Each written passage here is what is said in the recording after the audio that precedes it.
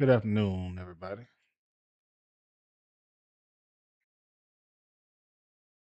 Well, I'm not talking to everybody. I'm talking to you. And what I have to say to you is, have your rights ever been infringed upon?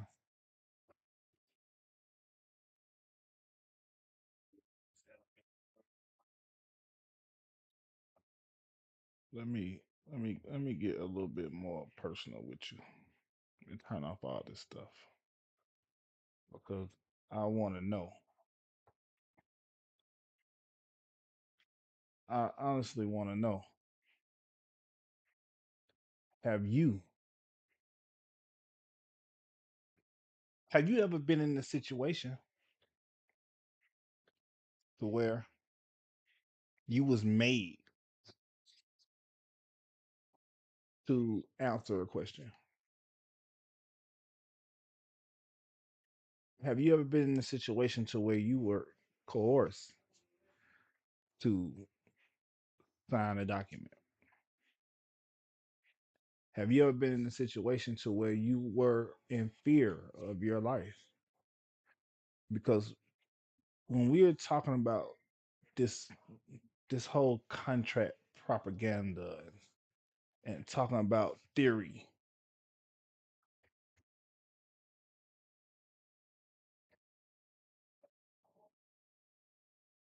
and talking about theory,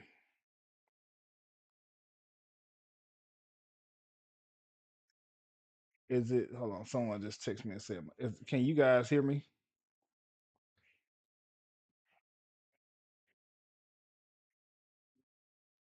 Can you guys hear me? So you guys can't hear me?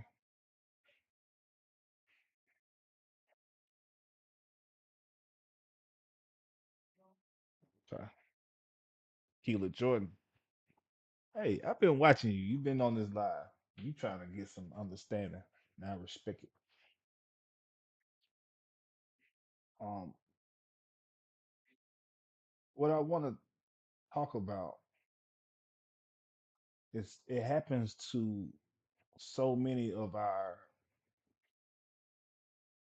family members. It happens to our loved ones. It happens to people who we know. I know people who are incarcerated right now who did not do crime, straight up, who did not do what was alleged. I knew I know a person right now who was locked up for a double murder, but it was on one person, two life sentences, and it was self defense. I don't know if they even gonna take down my life for me just saying the N word, but it have to become a time to where we have to be on the edge of our seats when we are studying the Constitution, when we are studying our county statutory laws. Because as long as you know, it's almost, I want you to think of it like this right here. You know how you go to a hotel and they tell you what you can and can't do. If you can smoke in a room or if you can smoke in a room. If you can request more towels or if you can't request more towels. If you can bring food and beverages by the pool or if you can't bring food and beverages by the pool. Or almost like you go into a grocery store, you got to go in there with your shirt on, or you can't go in there without no shoes on. We have to understand that this is the same. The same. Your county is the same. Your state is the same. The state of, the county of. These are just businesses that are operating, and they got certain rules that they want you to abide by. Now, certain rules that they enforce don't necessarily have to uh, go towards your actual conduct, you know, as long as you're operating in clean hands. So, majority of the time, we focus on the wrong thing, and we focus on how can we be in a position to where we got a get out of jail free card. Just keep it real. You want to be in a position to where you have a get out of jail free card, and you you can. Two actions though. The two actions are education, clean your hands. That's get out of jail free. That's walking around with the key to any city. It's a better feeling when you know that city laws and regulations better than the peace officer that they hired to patrol or police their area.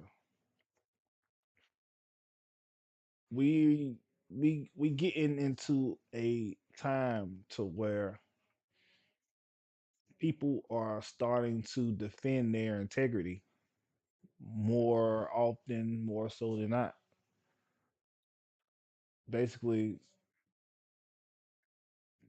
some officers try to pull your whole card. Some officers want us to know if you really know what you feel like you know. And I've been victim to an officer feeling intimidated by simply by my education of his patrol area better than him. Locked up, took it in, processed, and they don't understand the severity of when you actually take someone liberty from them from being from walking on the street or driving in their car to where they're putting a statutory law on you when it was no body harm. It's just a law that they written. And we have to understand jurisdiction. Jurisdiction. I'm sorry. Jurisdiction is just you're claiming a piece of territory. If you live in an area, right? You live in an area and you want to have judicial say so in the area where you live at, you have to pay some type of rent or pay some type of mortgage or have some type of authority from a higher court to operate. So the city of, the town of, township of, county of, state of, department of, all of these are just entities. Believe it or not, it's just entities. Now I know, and I used to be at the house just scrolling, and I didn't understand when I came across a post like this what the person was actually saying when they asked me have my constitutional rights been violated. I didn't quite understand what was being said. And I made a post one time and someone had said that, oh, I'm tired of these videos. They never get through. And it's like, wow, you're okay with seeing someone have their constitutional rights violated.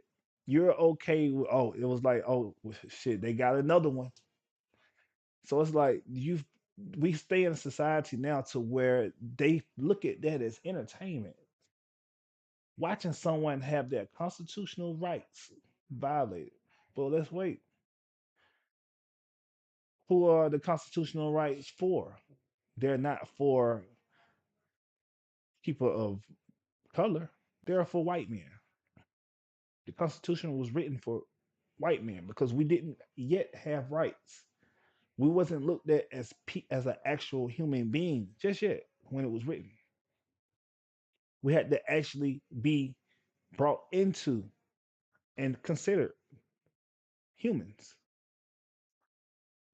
in the Constitution. This is a fact.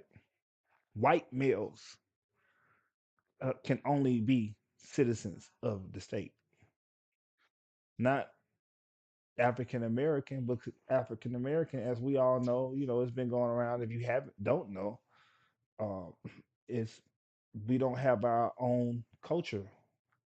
What, soul foods? That's our culture.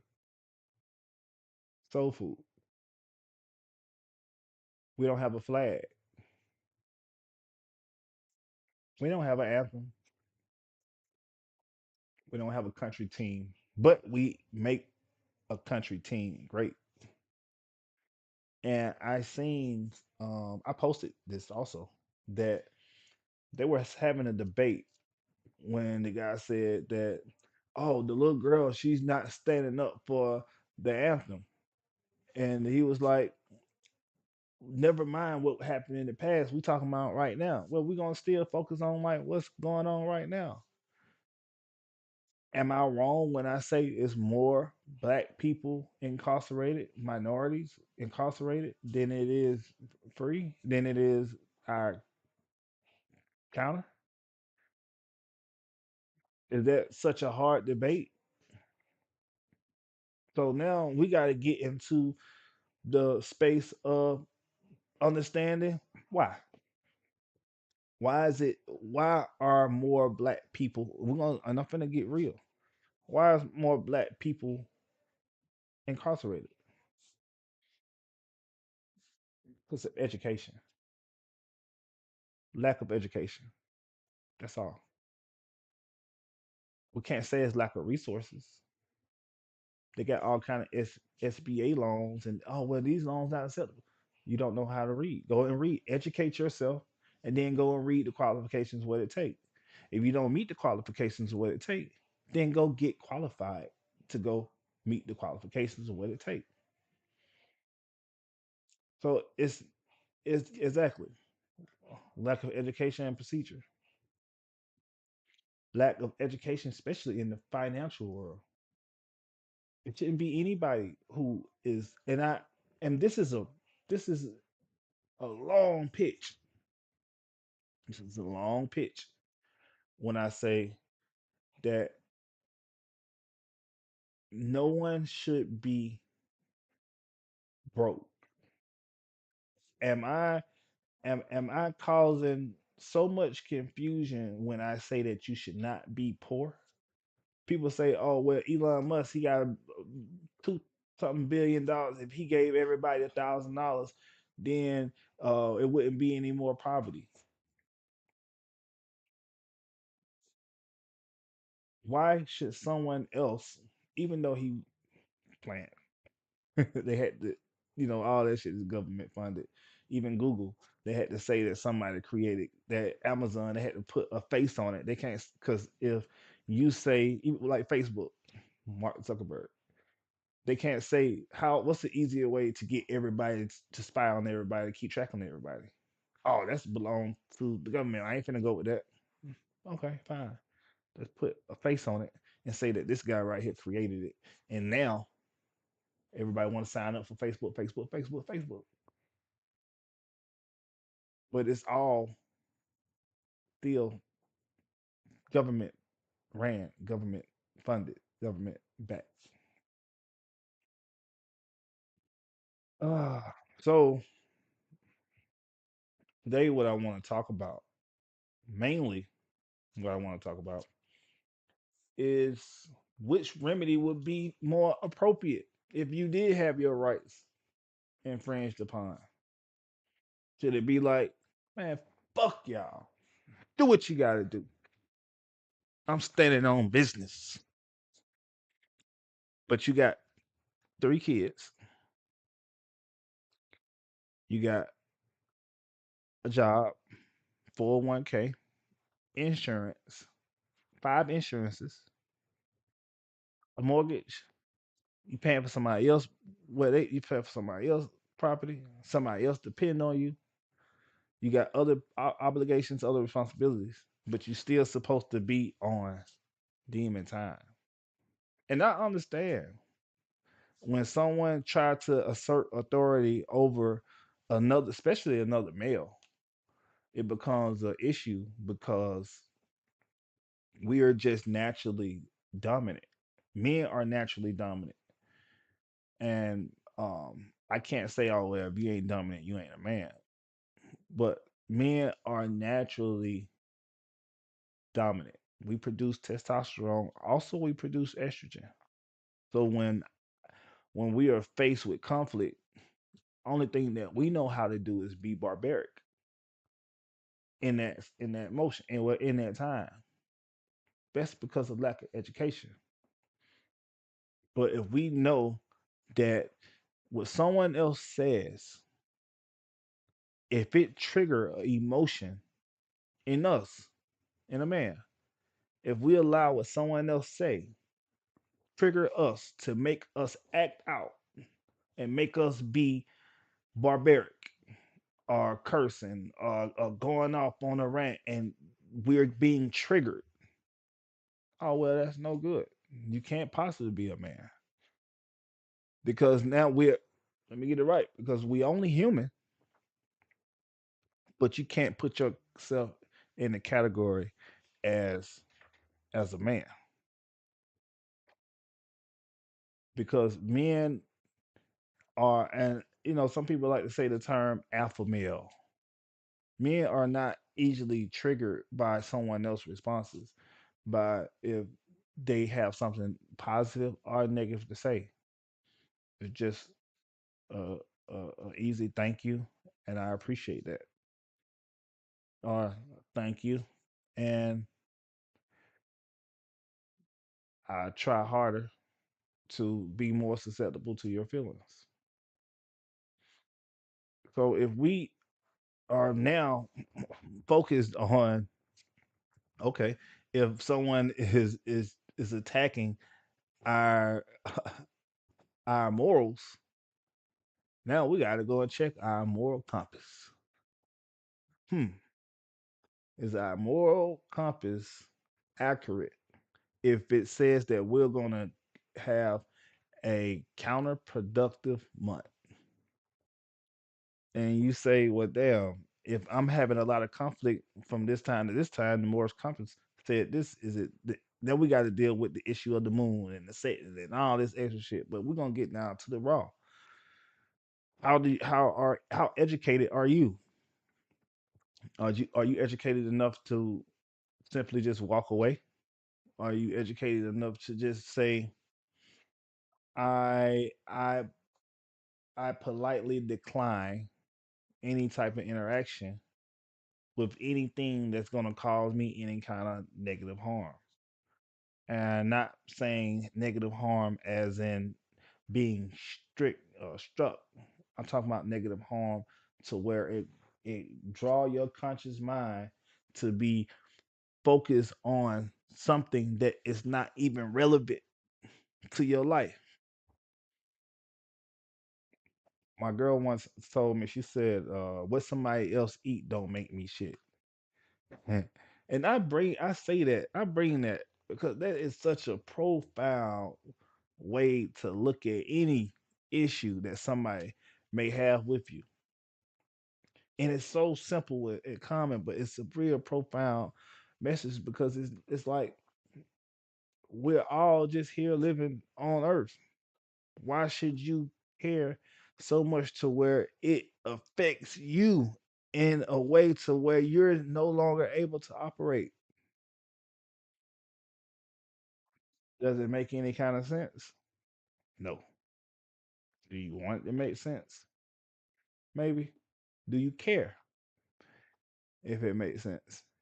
Yeah. If you care, if you give it any type of energy, you care if you give it any type of boost, any type of you know morale, any type breathe any type of life into it.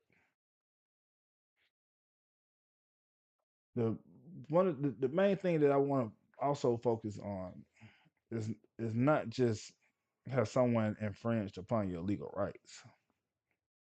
I got a I got a I wrote up a full lecture because we don't understand what is happening during a police stop. First thing that they do when they come to you is they try to gain jurisdiction. Oh, where you going? Casually. Oh, that's okay, man. You have a good night tonight. Where you going? Technically, it's none of your business. None of your business. And we have to get in the mindset that it's no big I's or no little U's out here. No one is bigger than Yahweh. If someone's job is to enforce the laws of the land, that doesn't give them jurisdiction over you per se. If you're passing, oh man, don't worry. Oh, where you said you was headed? Oh well, I just now came from this bar down the street, man. I headed to my girl house. Finna. Oh, okay. Where's that? They digging on that. Why?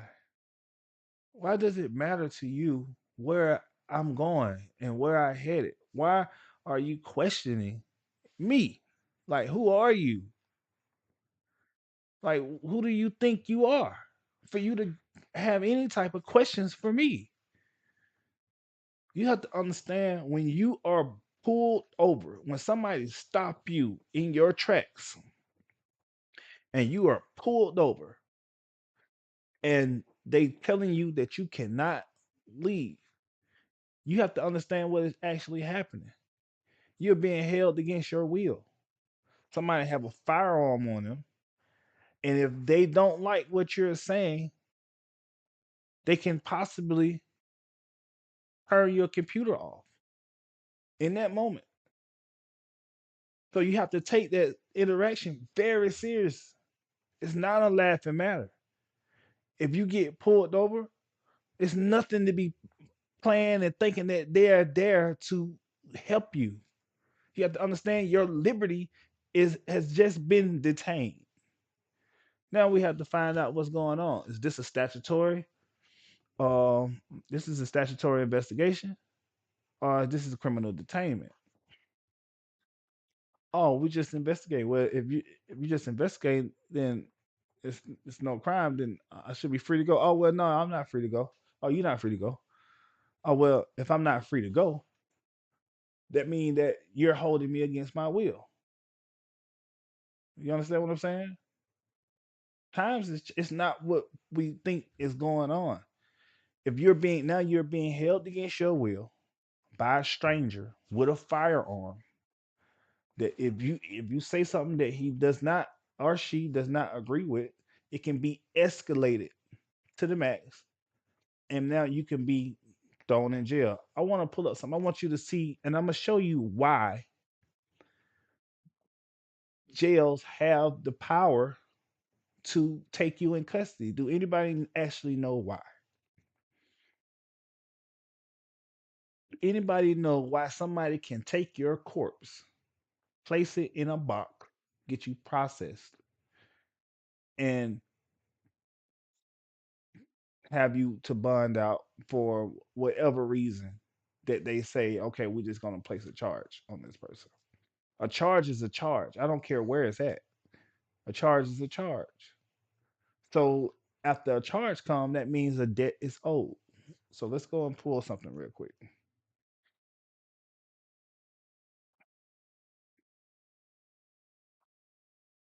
So I don't know why you can't come in. Let me see, can I share it?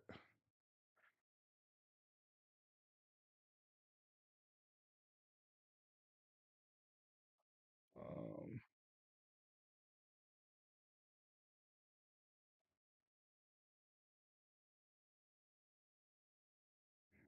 I want to share something with you all real quick.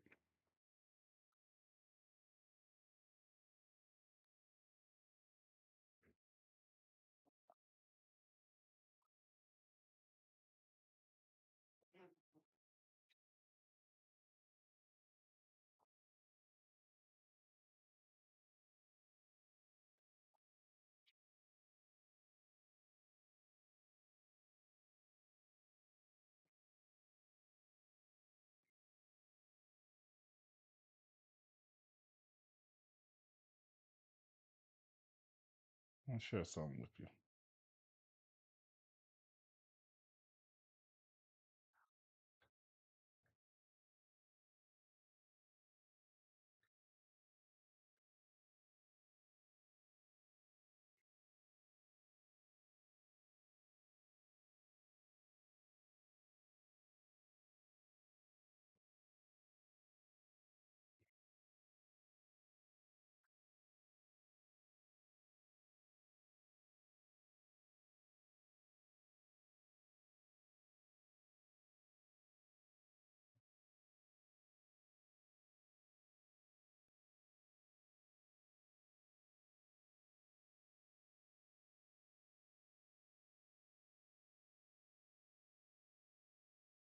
Mm,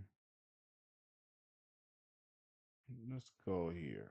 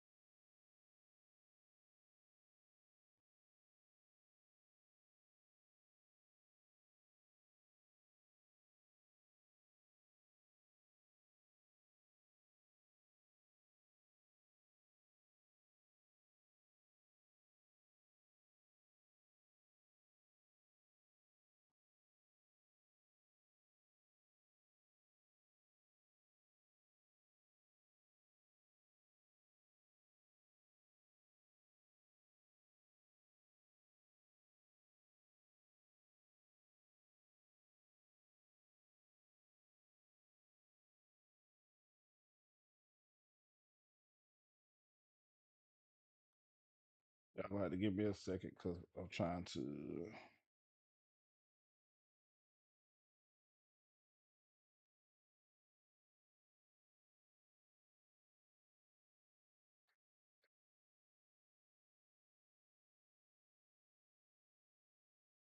See how can I share my.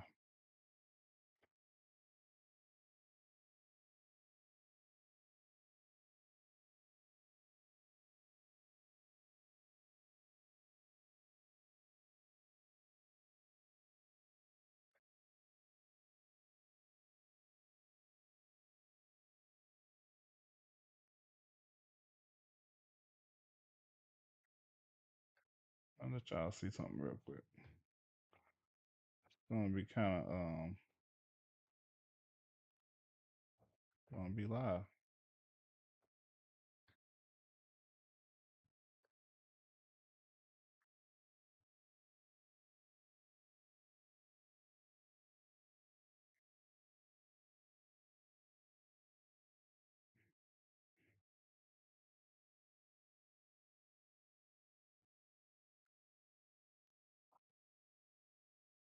Mm-mm.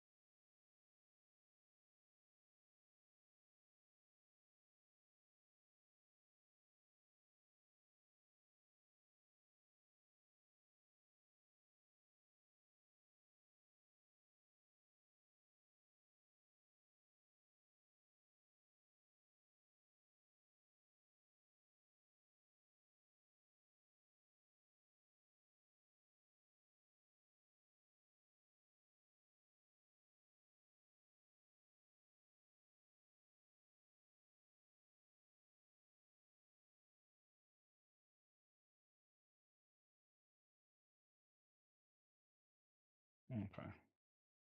Y'all ready for this? Oh, that's gonna bug you out.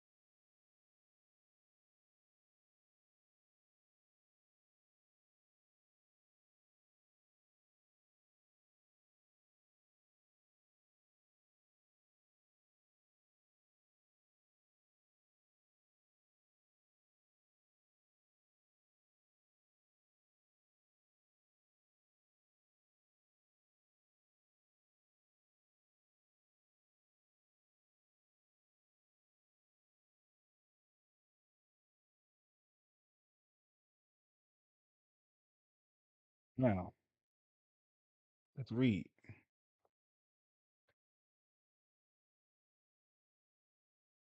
It says the Fourth Amendment does not list your body as a protected thing, but the Supreme Court has repeatedly interpreted person as the physical person. A seizure is defined as a physical taking of a person or a show of force that would restrain an ordinary person from moving freely. So let me continue. United States versus man killer. 483 US 309.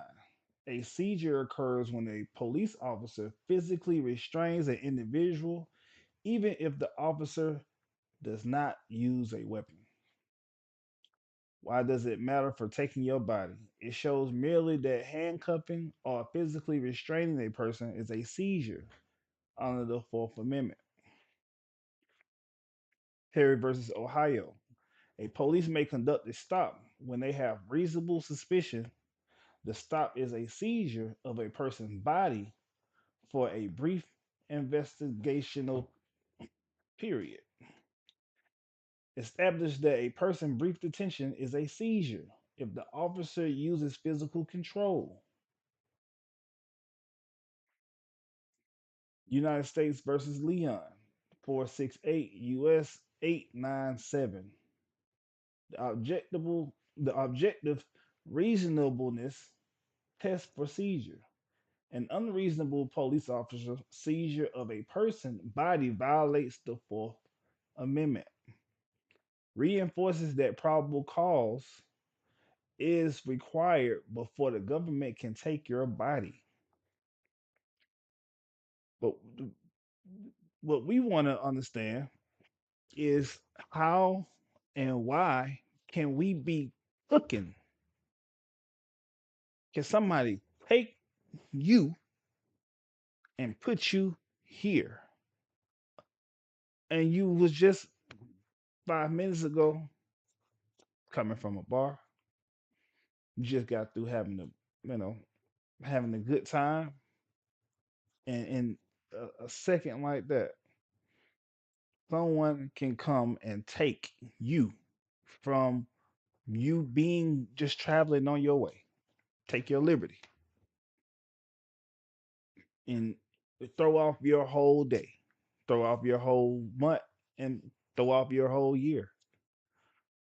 And I don't say that all officers are the same. It's just, I think it's just lack of training, to be honest with you. I think that some officers feel like they have a point to prove because I think it's more psychosis of the police brutality than anything. I think that some of them may have been bullied in school and they felt some type of way to where they gotta show you and everybody else. They might have just had gotten an argument with their wife or their spouse, and they gotta show power.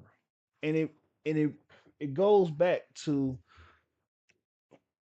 I want to say, back to when it was actual segregation, and why it's not, why by black men that was in the household like really beat their women. They didn't give them any kind of respect.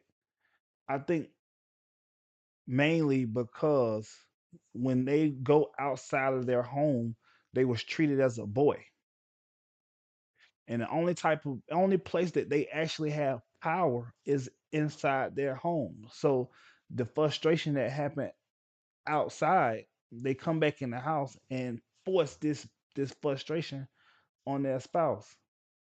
And then once that escalates, police get called, the man goes to jail. If a man called for domestic abuse, they don't go to jail. But I want to get back on the topic of what triggers people to initiate, I'm gonna take your liberty from you. Regardless of what you did, regardless, I don't want to hear any of that Miranda rights. To where 'cause a officer told me this before. I don't have to read you your Miranda rights. And in that moment, I was like, wow, this man is telling me that he don't have to have a reason to tell me why he's trying to take my livelihood, put me in slavery. That's all jail is. It's slavery. When you're chained and shackled to somebody else, you're being put in slavery. And same thing that happened on 12 Years a Slave. Same thing happened with Toby, with the movie um damn, what's the name of that movie? When the guy was trying, and I hate that I can't even think of the name because if I'm black, I'm supposed to know the name. But when the guy took him and told him, "Nah, this is your new name. We're naming you. I'm finna put a name on you. I'm placing a title on you." When someone, I forgot the name of the movie. I hate that I forgot the name of this movie. But not off the subject matter, is that when someone is trying to enforce a title on you, somebody's trying to enforce a law on you, what gives anybody authority to do any of this stuff to you? Like what how can somebody psychologically think that they have the power to take someone else livelihood, especially if they wasn't breaking the so called law or hurt anyone? And I think, honestly, I think it's psychological. So I think what needs to happen is there need to be a psychological evaluation of people, and mainly people of power. But let's continue.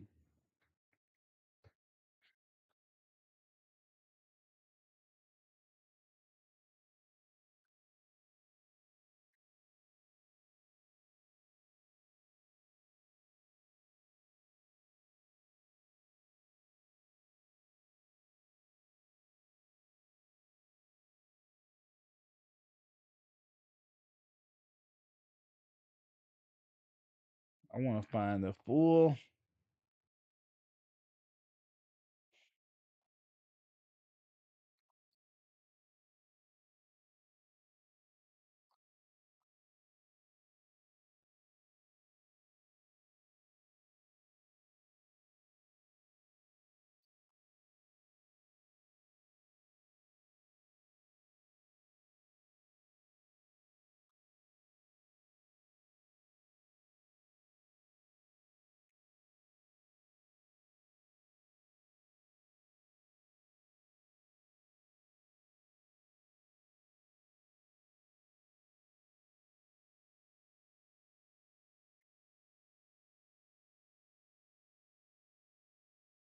Learn about statute merchant today.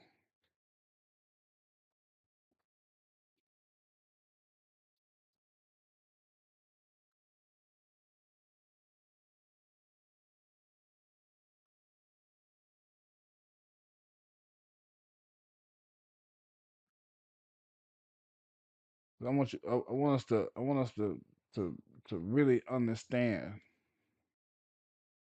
what's happening. I want us to really understand what is going on and why.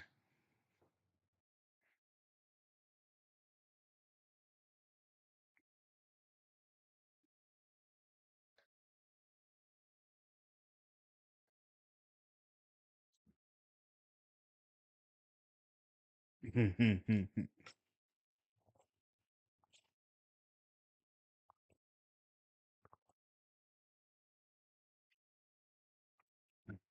love this. They're not able to give it to me in Black's Law.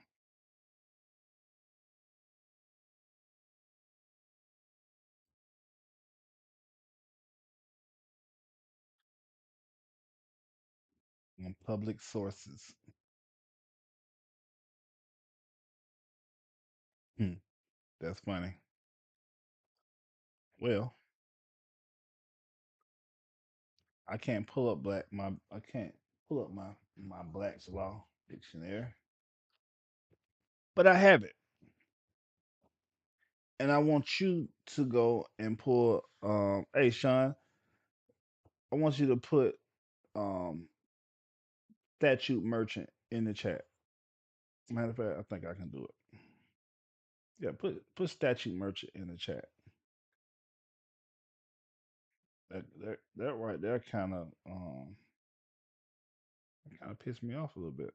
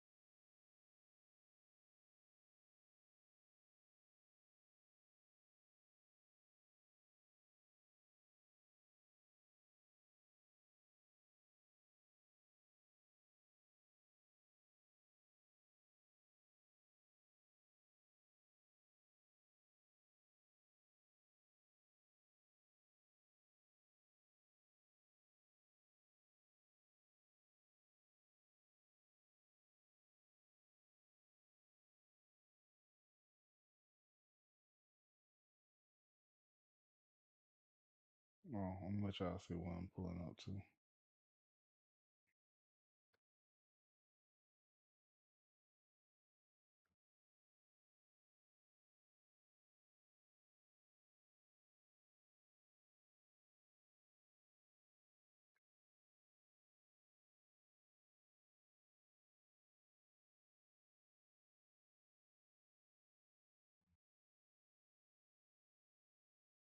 Mm-mm-mm.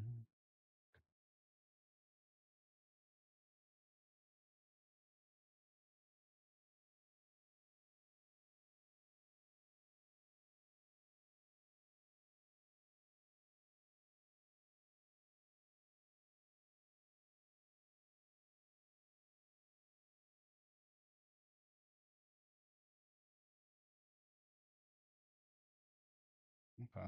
A statute merchant don't want to come up for me.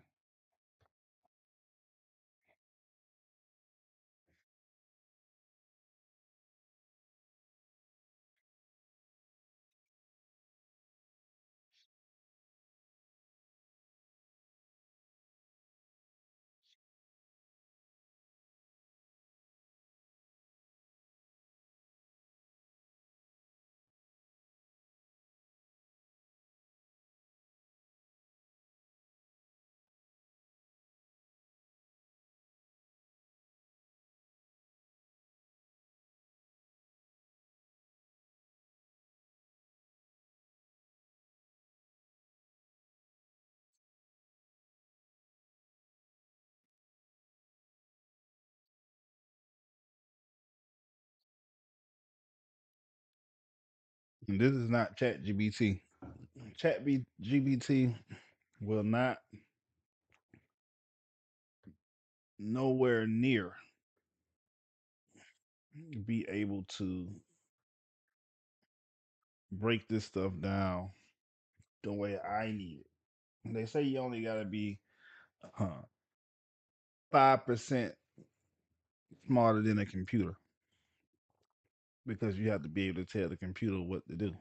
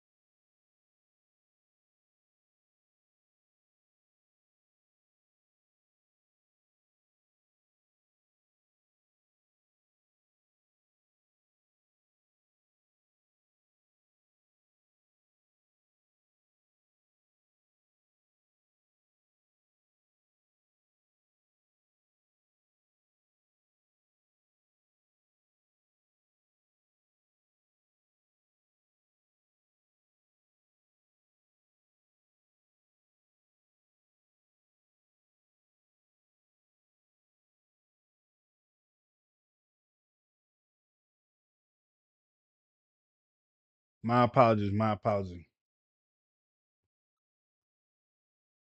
I heard a loud boom in the house, and it was way on the other wing, so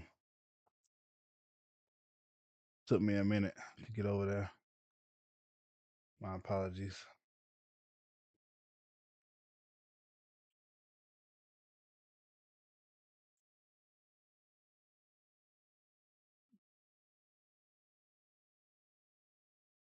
They shooting fireworks already.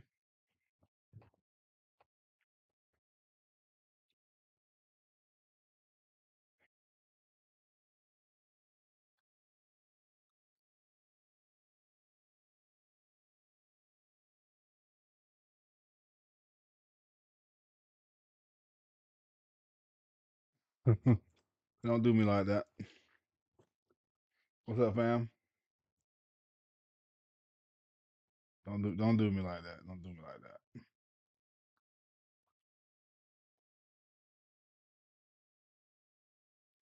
Okay, this is good. I didn't even know that you guys couldn't read this with me, and y'all gonna have to show me a little grace because I'm just now learning how to operate this thing. Still learning how to operate this thing.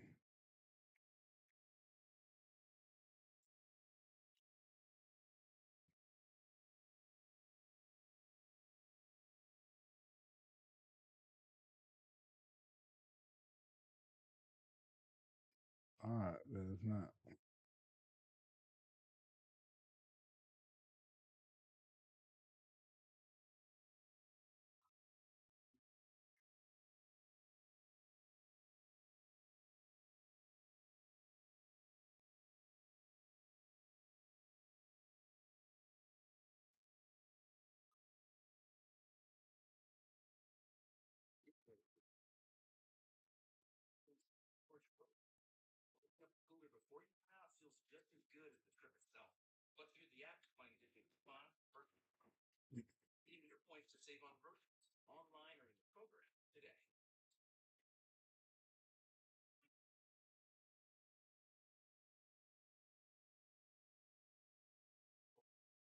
Okay, I know it's somewhere.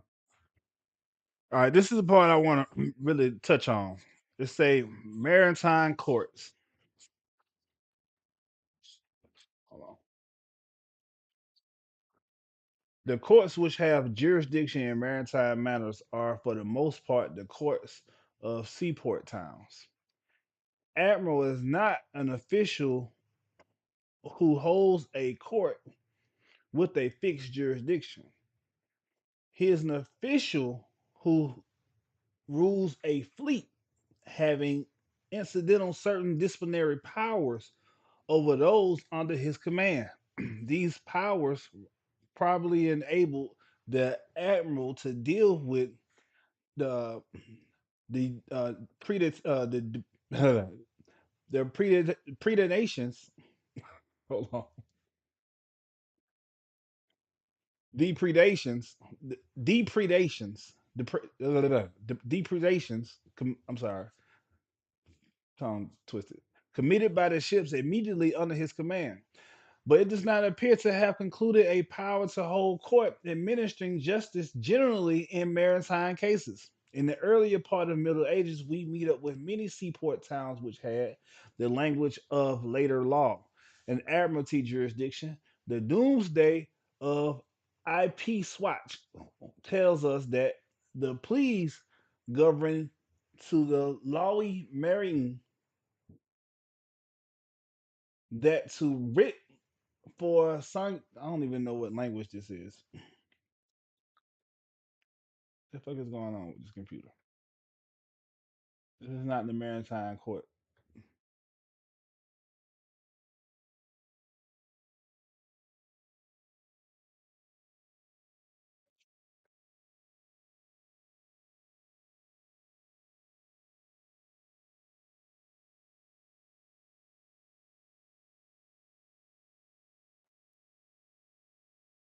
Hold on.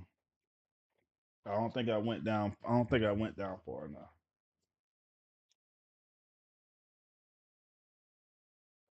Can y'all still hear me?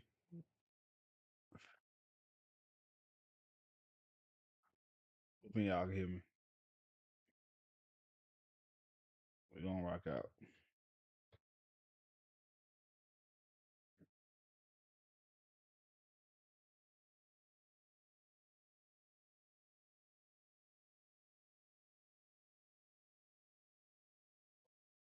Okay, we're gonna read this section of ordinary instances, jurisdiction. This comprises civil jurisdiction. Let me see if y'all come follow along. Let me see. Okay, yeah, y'all can see. Good.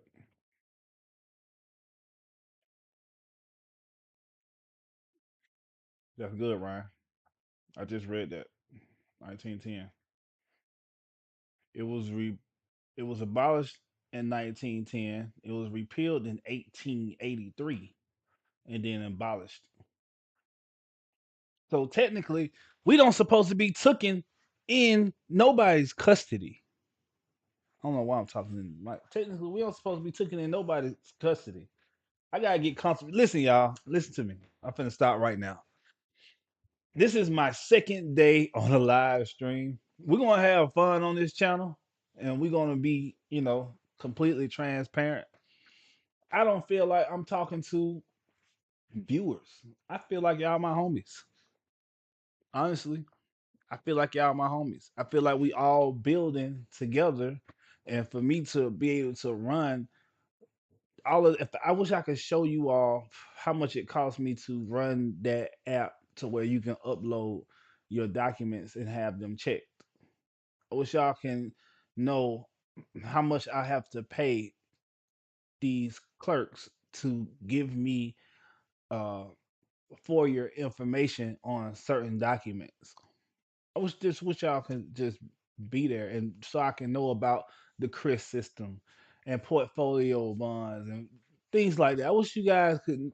I don't pay somebody um um like ransom or nothing like that. It's just I have to do a FOIA request, and FOIA requests take time. It's free to take time, but then the interpretation from when you go and try to find your bonds, I like to tip people, and I when I find my bonds, I personally show appreciation because I don't know anybody financial background, so I tip very well.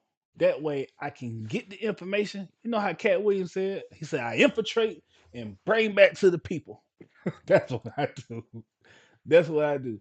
I am one to infiltrate, and I just come back and tell y'all what I learned. It's like, hey, y'all, this is what I learned today.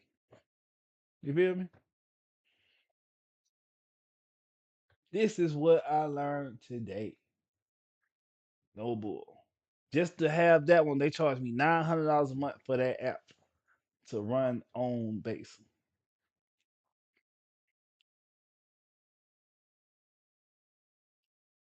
All right, let's get back to it. Civil. Damn. We have seen under the tutors, the Court of Admiralty claimed a wide jurisdiction. It seemed inclined to disregard altogether the limitations on which statute had imposed upon it. It seemed to disregard altogether the limitations of which statutes have imposed upon it. So, what it's saying is that statutes have limitations on how you enforce them. And we're finna expose that. All right. We're about to expose it. To the extent of the jurisdiction on which it claimed will appear from a list of cases which during this period were brought before the court, it practically uh, comprised all mercantile and shipping cases. Merchant, I'm assuming they say mercantile and shipping cases. All contracts had made abroad. Bills of exchange at at this period were for the most part drawn or payable aboard. Commercial agencies aboard, chartered parties, insurance, average freights, non-delivery or damage to cargo, neglect navigation by masters, mariners, or pilots, breach of warranty of seaworthiness, and all other provisions contained in this chapter parties. In short, every kind of shipping business was dealt with by Admiralty Court. The Admiralty Court was in fact regarded as one of the recognized tribunals of the law merchant. In addition, the court exercised jurisdiction over various torts committed on the sea, in the public rivers, on cases of collision, salvage, fishermen, harbors, and rivers, and occasionally over matters translated aboard but otherwise outside the scope of Admiralty jurisdiction.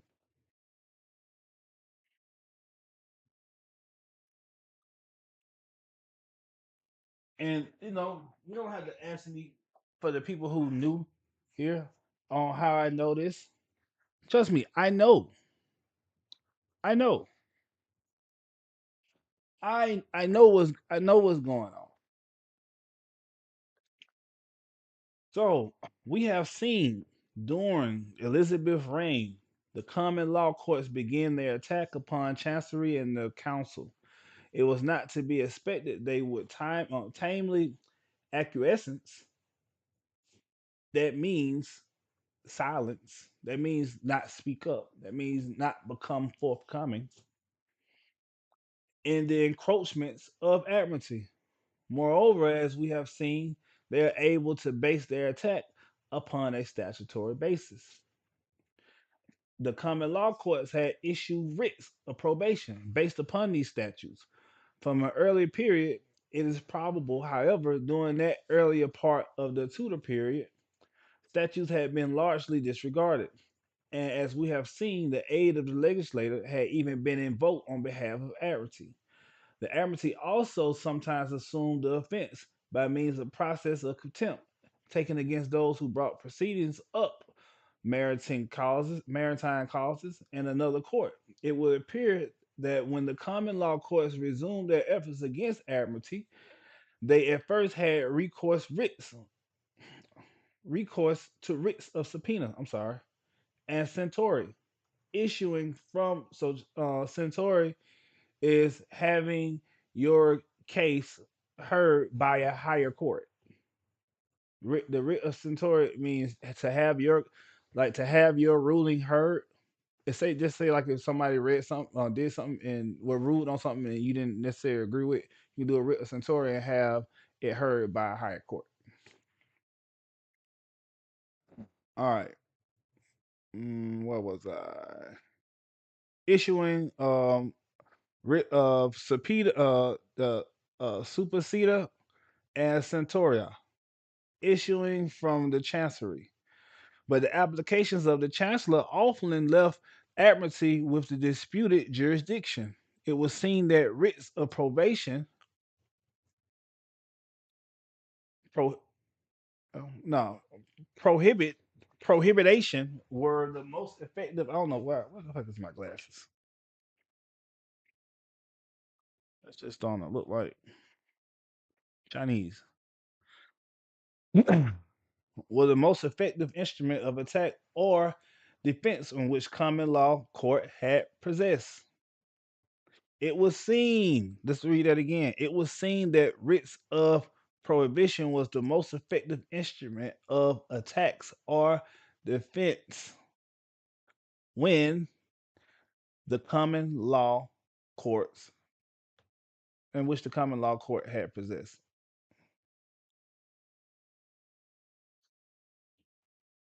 In 1575, a provisional agreement arrived at, but after 1606, when Coke was raised to breach the agreement, it reputed repudiation like that. You had to do a repudiation on Repudiation means that you cancel the contract. When you do, it's like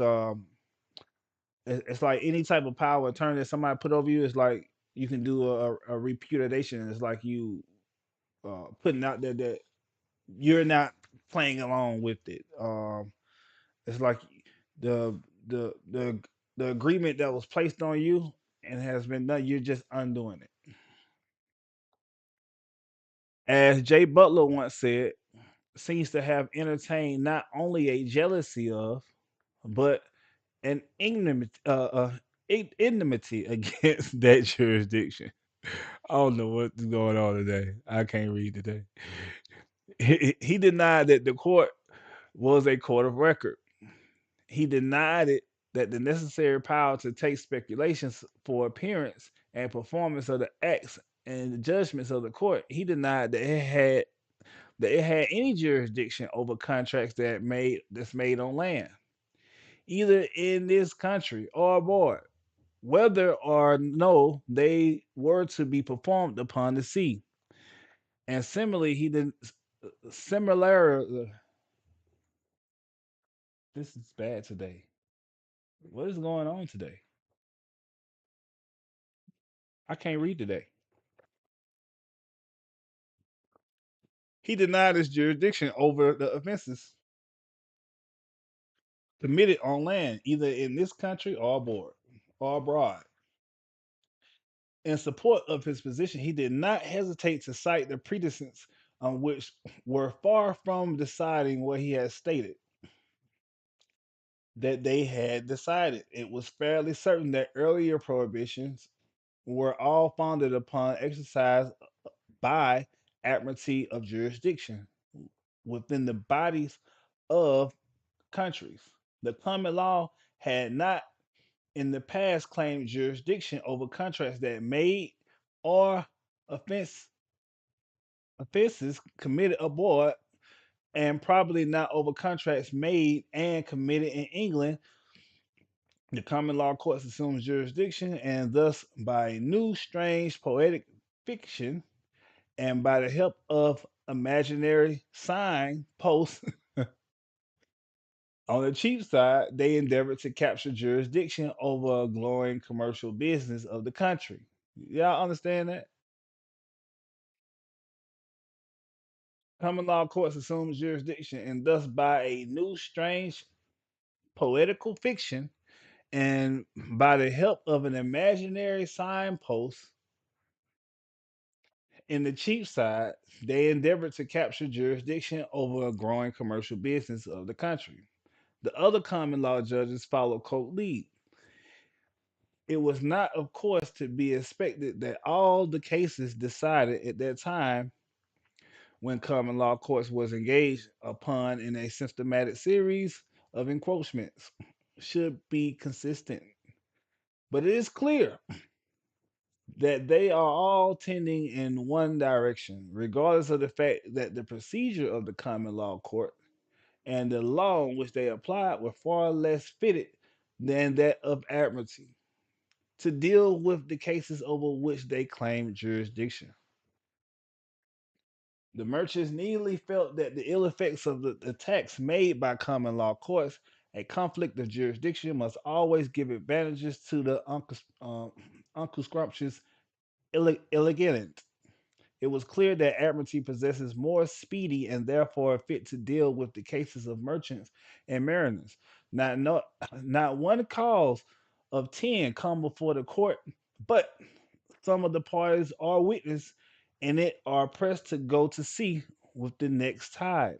Admiralty could issue commissions to examine the witness abroad.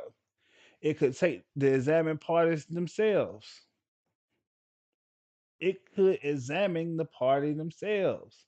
The merchant, if he can avoid the admiralty where he must answer upon oath and proof may be made by commission, thinks himself secure from any danger at the common law. Admiralty could arrest the ship and thus giving far more effective security to those who had been employed upon it. Admiralty could allow the mariners to sue together for their wages, whereas common law courts insisted upon separate actions.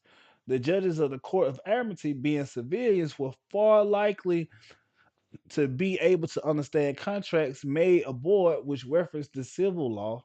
Two cases been put by Sir Leon Jenkins and his argument before the House of Lords in 1660. It illustrates the incompetence of common law courts to deal with the jurisdiction in which they claim. In the first case, put a Spanish merchant resident in Spain who owes money to a ship merchant.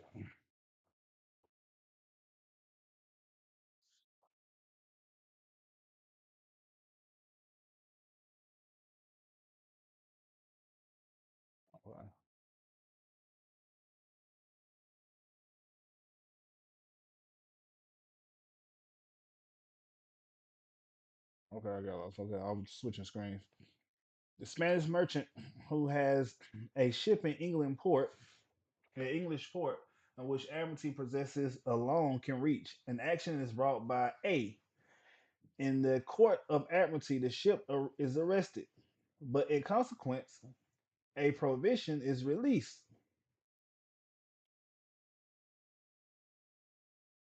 What is the use of suing a debtor in Spain with no available property in his country? It is the second case. A owes money to Spanish merchant. The shipper sues Admiralty and is prohibited. Then he sues at common law to prove his case, produces a copy of the contract, a plea of non factum of the original Spain deposited with the notary of whose part with it the Spaniard loses his case for want of evidence. I'm gonna have to read that again because none of that stuck. I got a brain fart, y'all.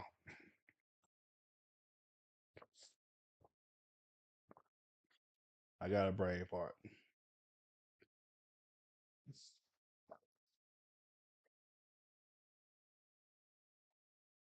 And this happens. This happens. This happens. But I want y'all to read along with me though. This what we reading is an old case. It's an old case. Yeah.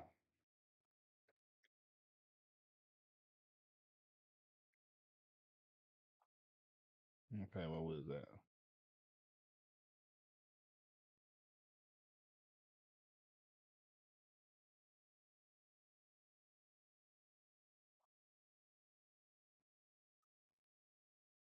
Okay, let's continue. Another compromise was attempted in 1632. Charles I had issued commission to Privy Council empowering to reconcile the differences between common law courts and admiralty. Sir Leo Lyon Jenkins said that the agreement arrived was a result of many Solomon databases and not of artifice or surprise. We we can will believe this, and if we consider this, the writer of this part, let me get this understood. The writer of this passage is not from America. He's a English scholar, so I'm not sure they did a word check on that shit before they posted, before whoever somebody copied and pasted this, because it's a lot of run-on sentences in this throwing me off while I'm reading it.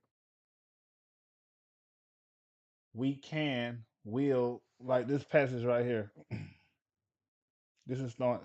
This is why I'm having a hard time reading this because it's kind of throwing me off a little bit. We can well believe this.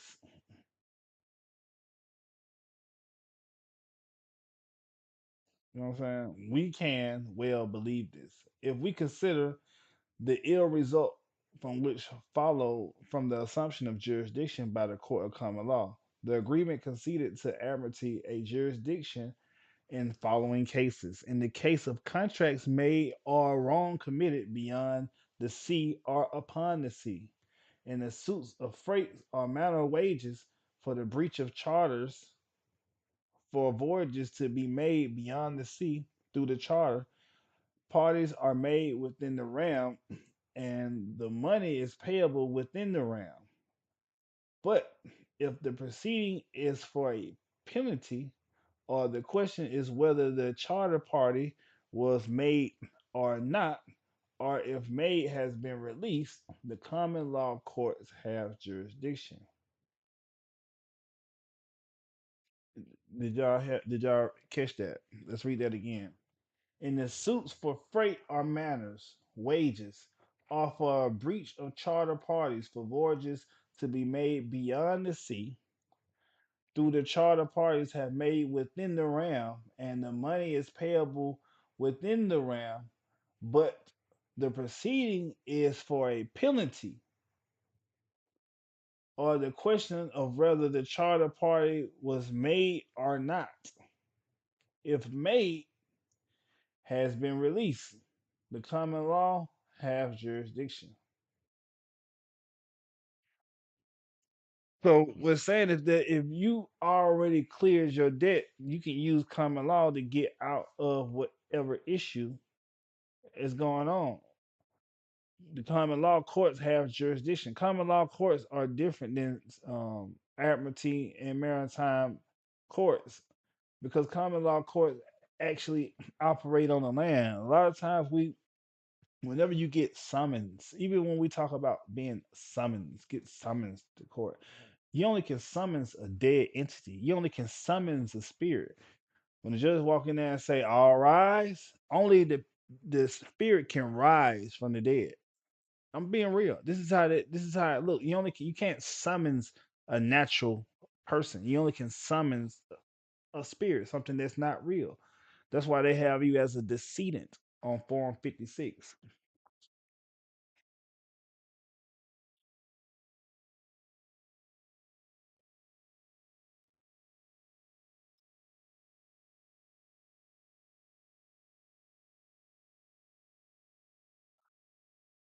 Okay.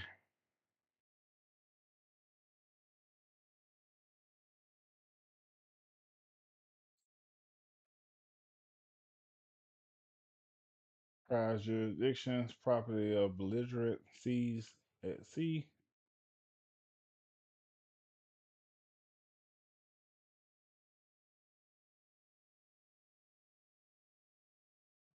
Okay, a special courts administering commercial part of law merchant is absorbed into common law system. Middle Ages courts, 1903. Okay. Yeah. So I want you all to copy this.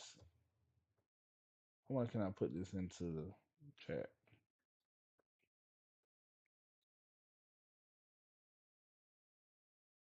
Um,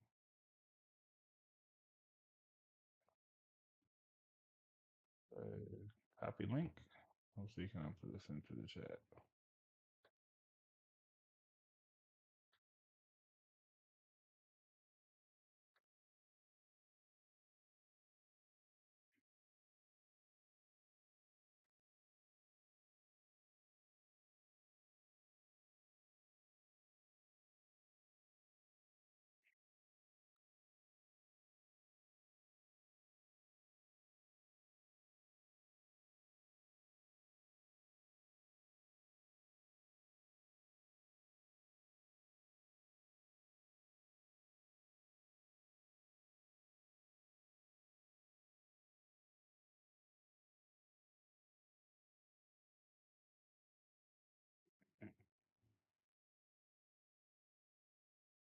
Mm-mm. Just like music. Ooh, woke up my music. Turn on my music, baby.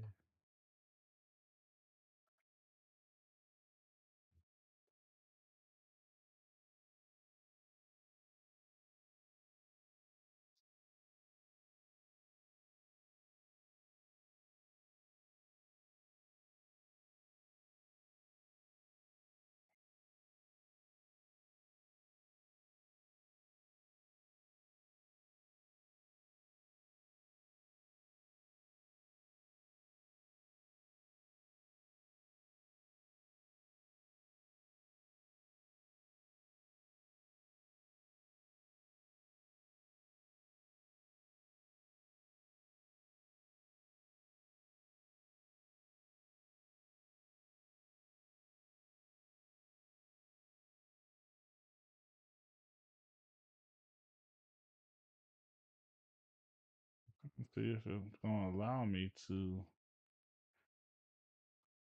sign into the chat. It's not allowing me to.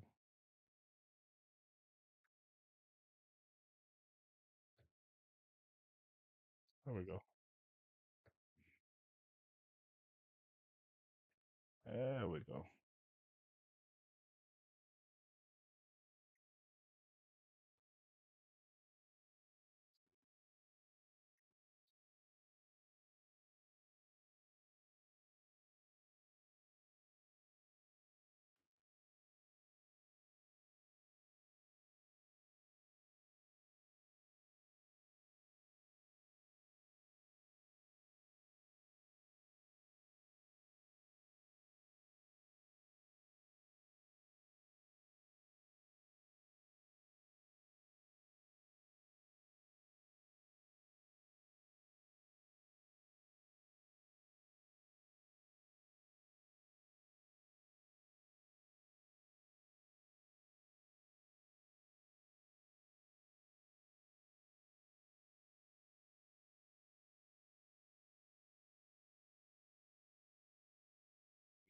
Another topic I want to touch on is New Zealand. New Zealand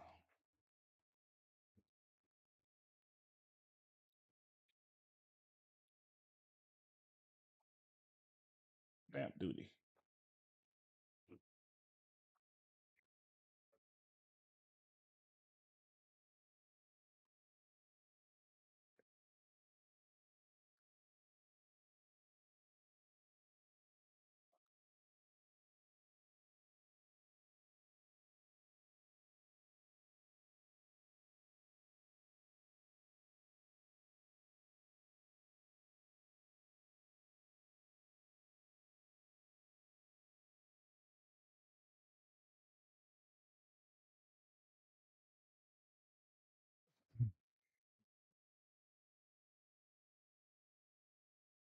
Now, another another topic what I want to touch on.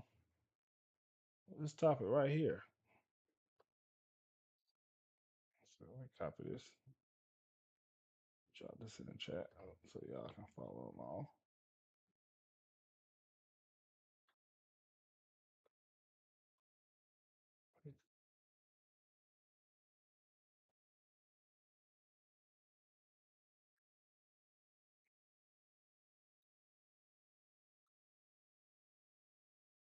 Now, but before I start this right here, I want to I want to touch on why is that relevant to where I was just what I was just talking about. What relevance does this have? So when we are faced with our constitutional provisions being violated, just this is just without perjury, without prejudice. Um, we have different methods that we can, you know, come and save us. It's not nothing that we're not harming anybody. We're not trying to get out of something. It's just like if you jump in a river and it's sharks in the river, you get a life vest. Is that are you wrong for having a safety raft to come and save you? Just so happen in your bag? Are you are you wrong for that? Are you wrong for having a safety net to come and save you? Are you wrong for that? Is it wrong for you to and for you to be able to save yourself? Nobody can't get mad for you being able to save yourself from someone who is trying to cause you harm. Because what I don't know if they know or if they care or not, when someone goes into custody, their child may have been at daycare. They don't care. They don't go and check and see if it's something that's going on at home. Only thing it is you disobey this, locked up. You do this, you don't even. People think that jail is the answer to everything, and it's not. Some people have real issues going on, and you know, a lot of people don't know how to express themselves to say what it is and what it's not. The same shit to where people want to express themselves and they don't know how to express themselves with this information. Let me let me try to stretch this out a little bit.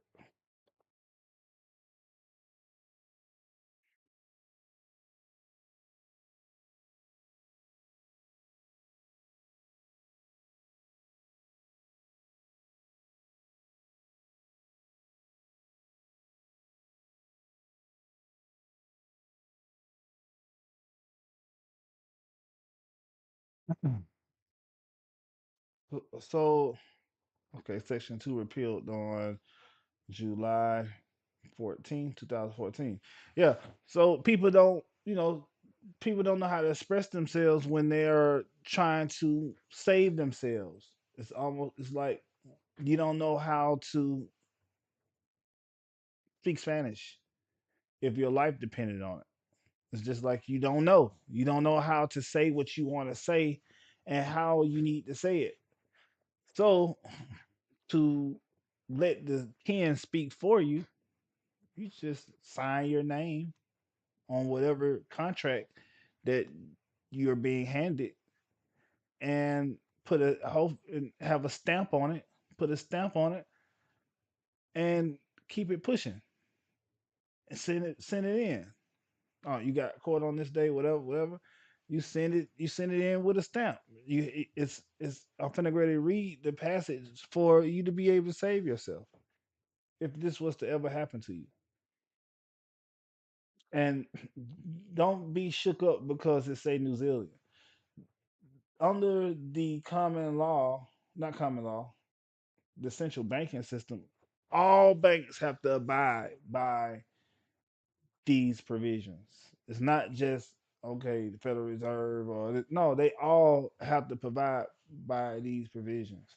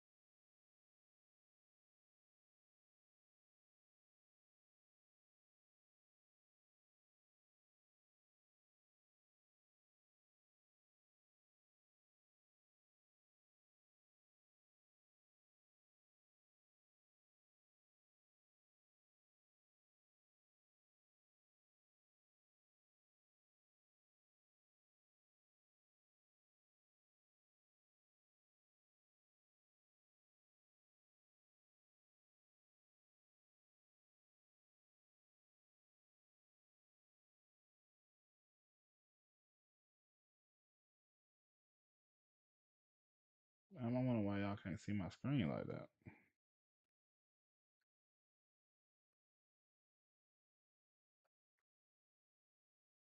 Can y'all see my whole y'all can't see my whole screen. Hmm.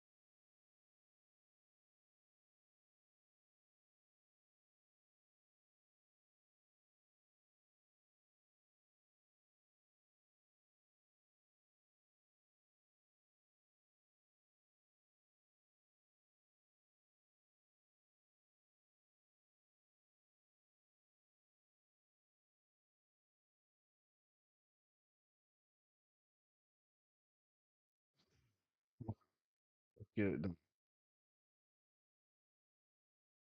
Okay. Amendments to stamp and check duties. This part applies to instruments executed after May 20th, 1999, and instruments instruments executed between May 1991 and May 1999. Both dates are inexclusive.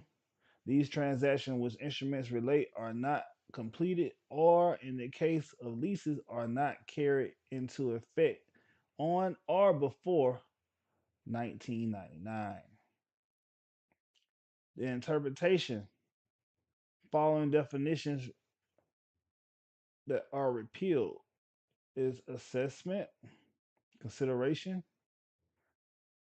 I want y'all to read this. Listen to me right here. These are the definitions that are no longer valid on instruments: assessment, consideration, conveyance, impress stamp, instruments of agreement to convey, instruments of assignment for the benefit of creditors, instrument of declaration of trust, instrument of nomination of shares, land, local authority, mining right, mortgage, partnership, penalty, property, public authority, rent, shares in fiat or office owning company, stamp duty. These are definitions. These are just the definitions that was used at one time and no longer can be used. So we're gonna go to this section right here. When it says by omitting from the title, I'm reading right here.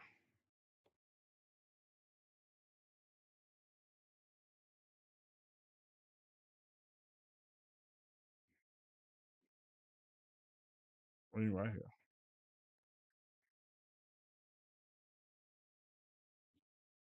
By omitting from the title words exemption from gift duty, estate duty, and stamp duty, substituting the words an exemption from gift duty.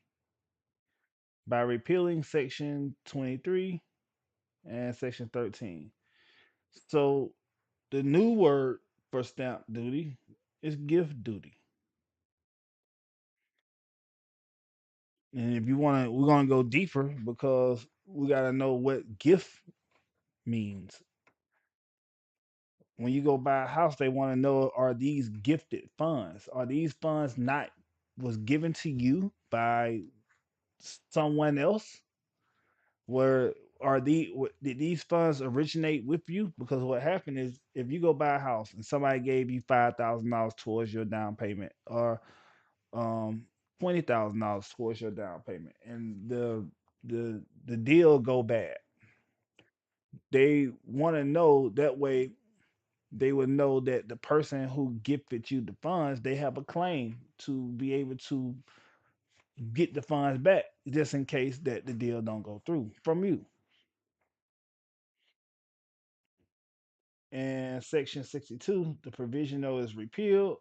And section 78, where an instrument is presented to the commissioner for stamping under the Stamp and Checks Duty Act 1771, is produced for him or any other purposes, is repealed by if the instrument is presented to the commissioner. By omitting from this section the word stamp duty under the Stamp and Check Duties Act, and from any fee or duty under any act, substituting the words any fee or duty under the act.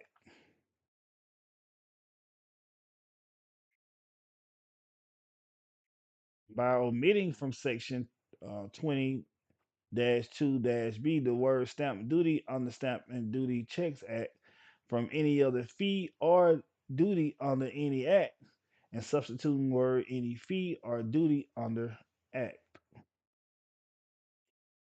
Omitting from this section the word stamp duty by repealing this section. Omitting from the section word stamp duty. Let's continue.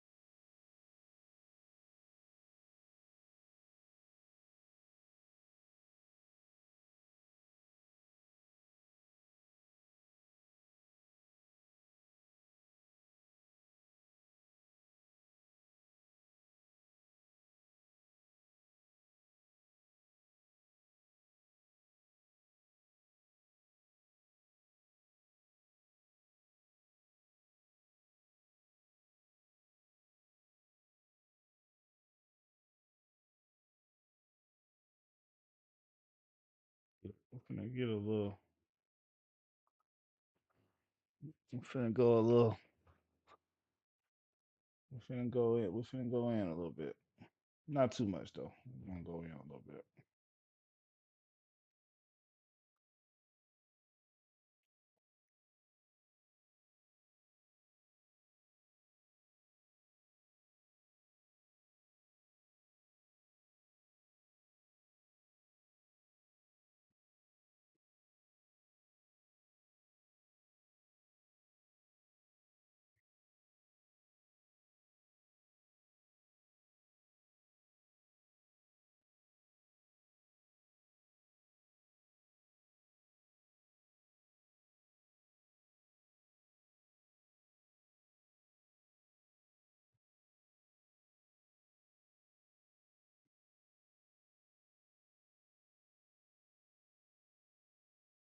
The site glitching a little bit.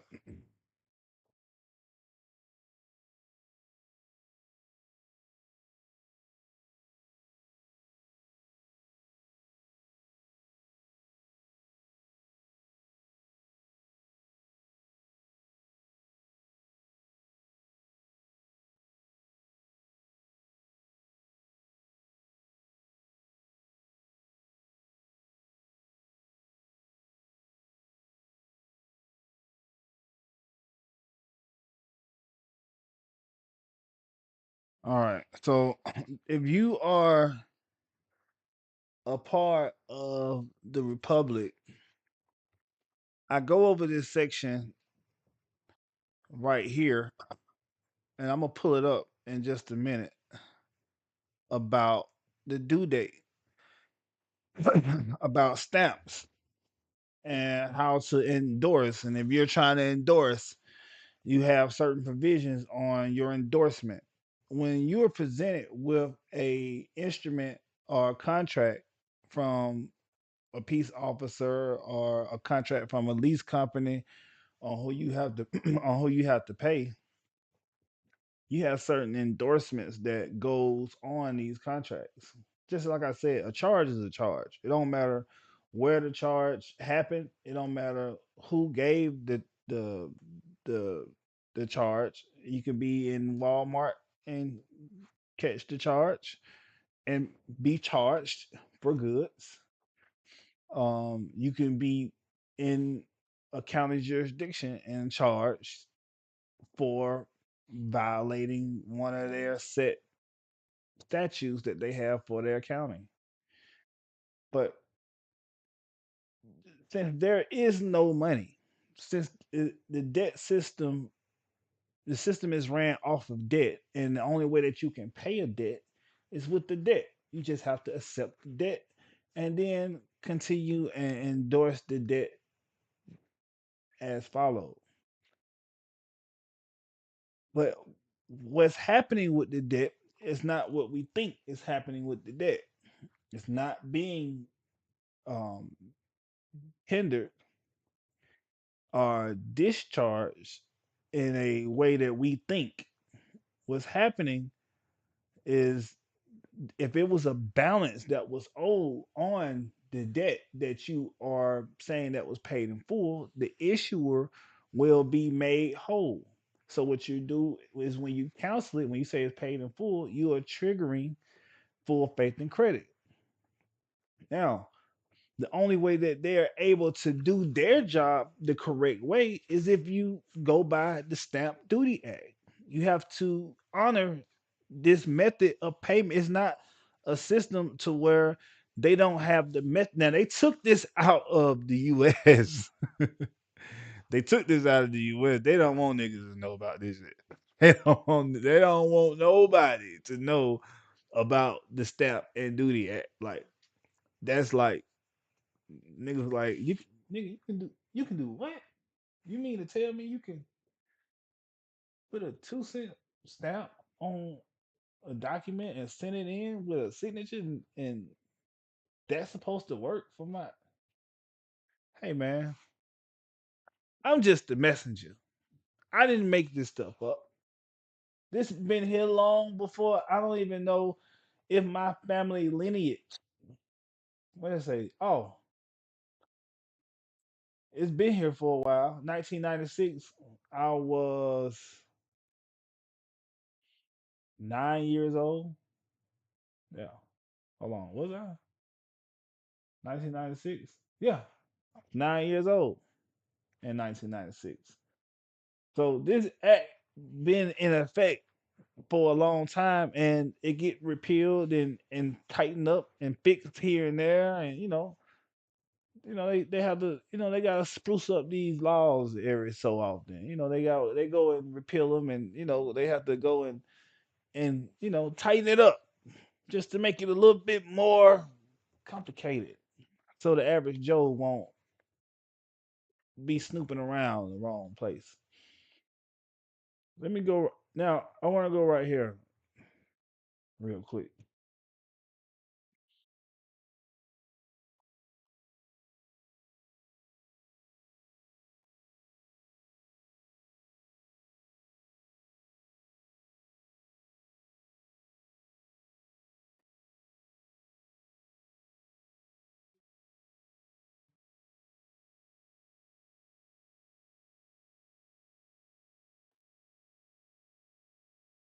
Let's see if y'all can see this real quick.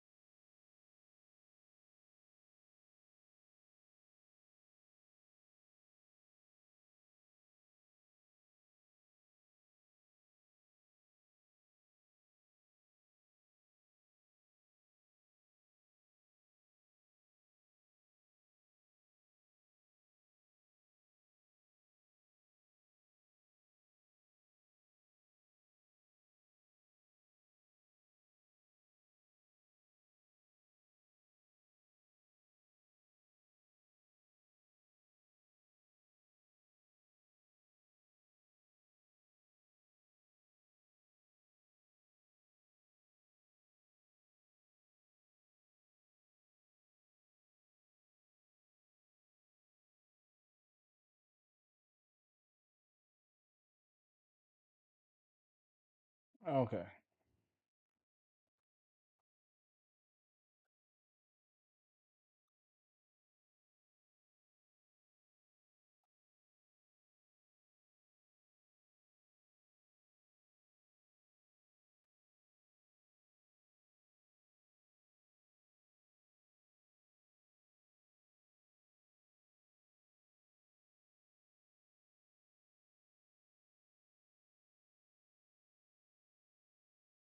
All right. Now I want to. We're gonna. I'm gonna kind of switch lanes real quick.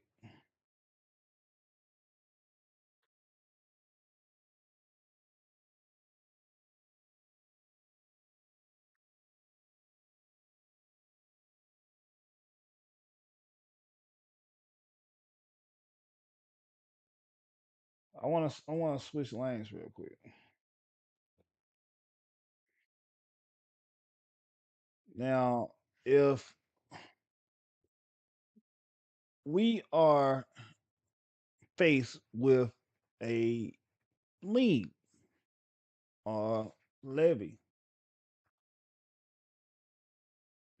the only remedy that we can do, supposedly, because the debt counter is going up. Let me go there real quick. Also, let me pull up the debt calculator.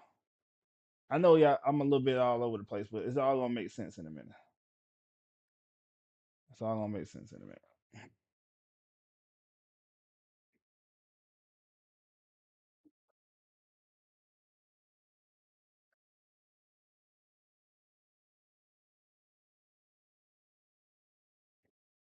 Now, the the U.S. debt clock is going up. Do you think this is money that's owed, or do you think this is money that is owed? Do you think we owe a debt, or do you think we are owed debt? So when we are taking debts, notes to pay a debt, that's compounding debt. That's compounding it. So if I pay $100 and says this is the legal tender to satisfy all debts in which it pertains, and I take $100 to go pay $100 debt, I'm adding to the debt because that instant, whoever I just paid, they're going to take my $100, satisfy that obligation, and then go and deposit that $100 into an account, and which the account is going to get securitized and turn that $100 into ten to $1,000, and then so on and so forth. Okay, we got that understood. They're doing securitization, fractional reserve. We understand that. Now, if we owe debt, so when we are sending money in, or you are paying a county for a traffic ticket or tickets in general, that's not how you're supposed to pay. We have to pay attention to what is actually happening. Debt is intrinsic. We can't touch it. We can't feel it. It holds it's not like, but it also is property, but it's not like a dollar bill per se, because debt is like shadow money. It's like it's not real. It's like it's kind of like credit. When the banks go and create credit, they go and say, okay, well, based on your social score, you are approved for this amount. Once they give you a certain amount that you're approved for, then they will charge you for extending your credit. They will charge you, well, hopefully, if you haven't ever financed a car or whatever, it has an amount that they charge you for extending your credit. So when you go and pay this loan, or pay what you feel like is a loan, all the money that you are pouring into it, you're paying more debt on top of debt, that in which itself is debt. So what really is supposed to happen? You're supposed to get the debt, tender it, and accept it as you hold it, as this is value. This instrument is value, and I accept this instrument and I take it as value. I'm gonna sign it, stamp it, and send it back to you. So when you get that contract, you're supposed to sign it. But who's gonna have a book of stamps? If you living like this, you need to have a book of stamps in your car with you. If you are really living like this, I keep just so happen I got them up here, but I keep a book of stamps in my car at all times. I keep these stamps in my car at all times. I keep stamps in the car, and I keep money orders in the car. Where my money order packet? Oh, there you go. And I keep these in the car at all times. I keep them in the car at all times. I keep these in the car at all times. That way, if I'm faced with you know any type of predatory contract dealing, I can pay it right there on the spot. But would they know what to do with what I just did? No. But when you got your hand, when they say, okay, sign right here, you people refusing to sign, just sign it. If you was to get in a car accident,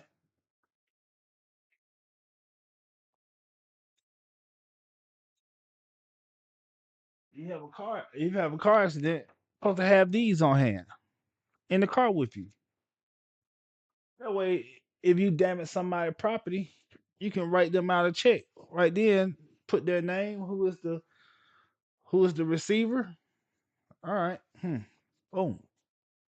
Get them a check. They send it in.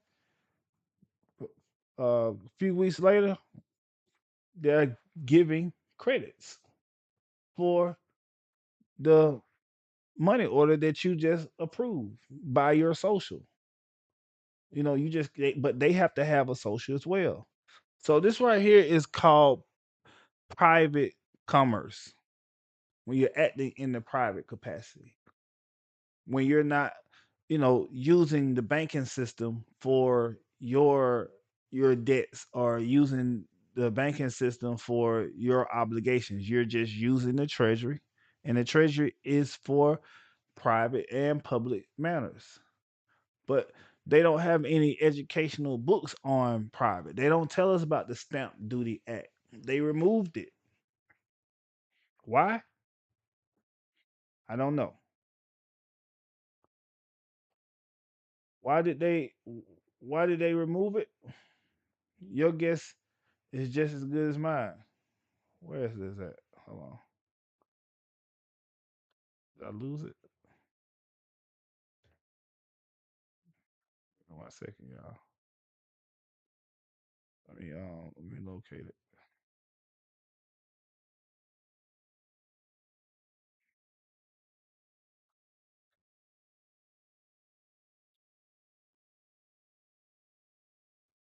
So I say all that to go back to due date. When you get a stamp document and you're trying to enforce your stamp duty, you have a duty to perform.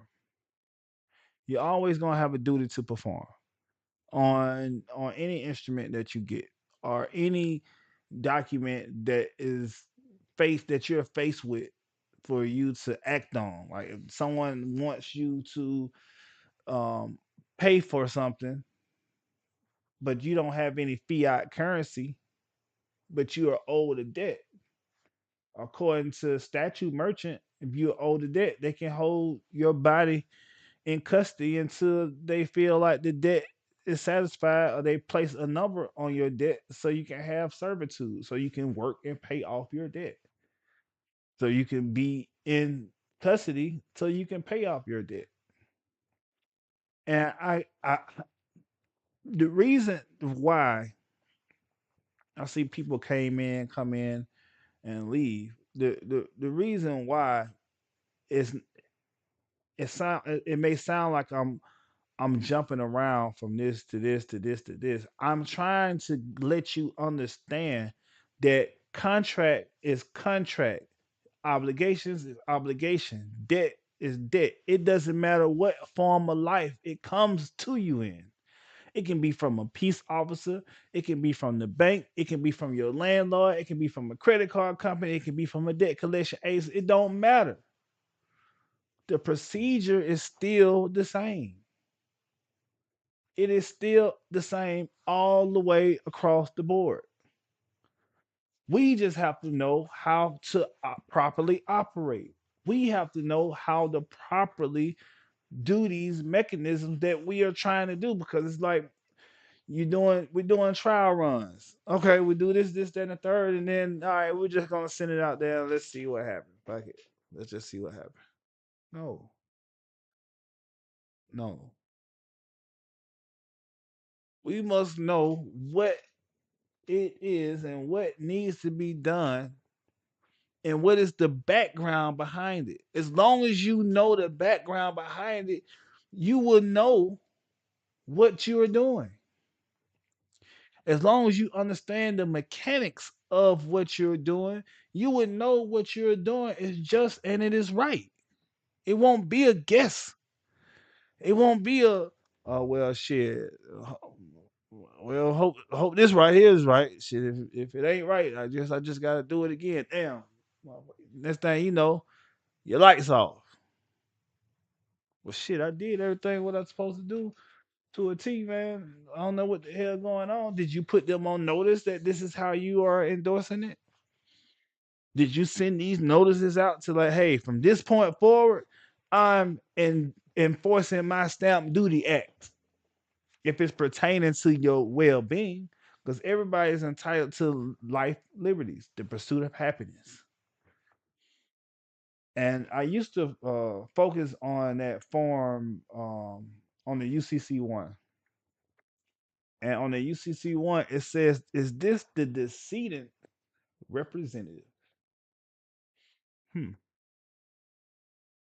Is this the decedent's representative, or is the debt came from a trust?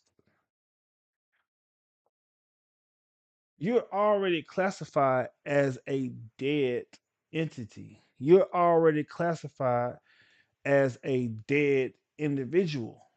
Whenever debt is placed on you, and you're saying that I'm a natural person and I'm alive, you can't hold any debts. Only commercial entities can hold debts. That's why they say trust can't hold debts. In God we trust. Plain and simple.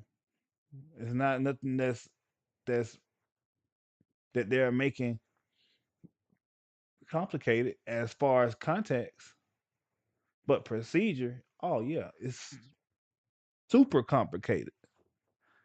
It's super complicated. I want to read this part right here on the IRS manual where it says about large dollar remittances. And people want to go and buy houses and buy cars and all this bullshit, you know, and they want to know what is going on. A large dollar remittance requires special handling to ensure the earliest deposit to the Treasury so that governments will enjoy the maximum availability of funds to earn interest at this early opportunity. Special handling requires for a single remittance or aggregated remittance at $100,000 or more, a single remittance of $1 million or more,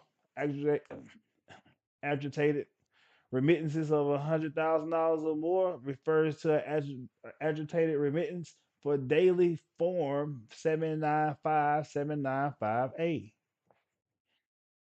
So when people are sending in these documents trying to enforce something that they have no clue how to do, they tell you how to do it. We just don't know where to look. We don't know what needs to go with this and what need do you I put a stamp on an IRS form? Yes, of course.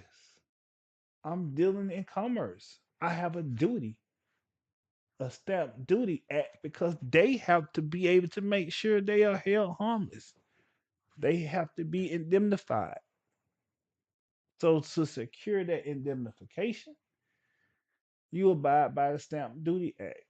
And I remember, I wonder do I still got it.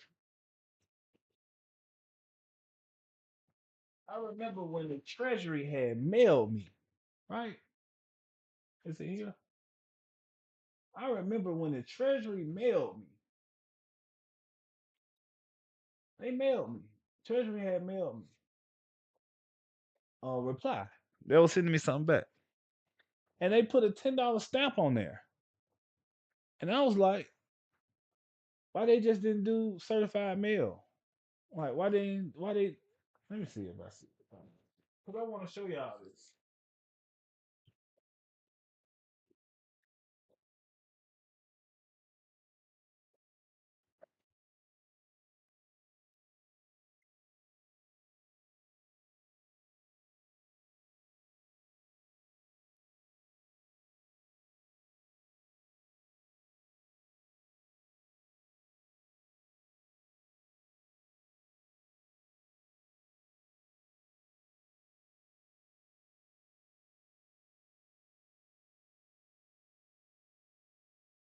There was no cap in my rap.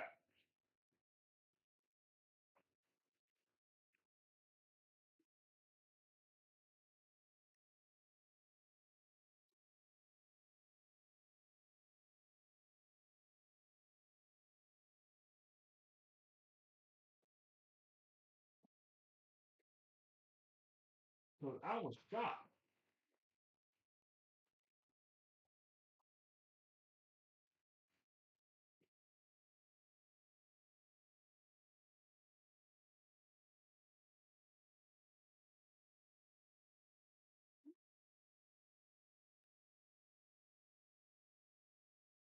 It's in here.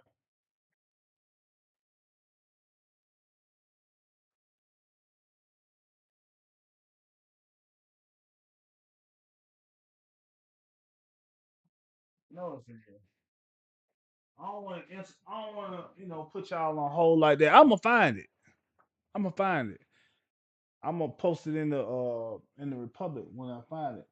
But I got a letter from the Treasury, and they put a $10 stamp on there. Right. I'll look one more spot. And I was like,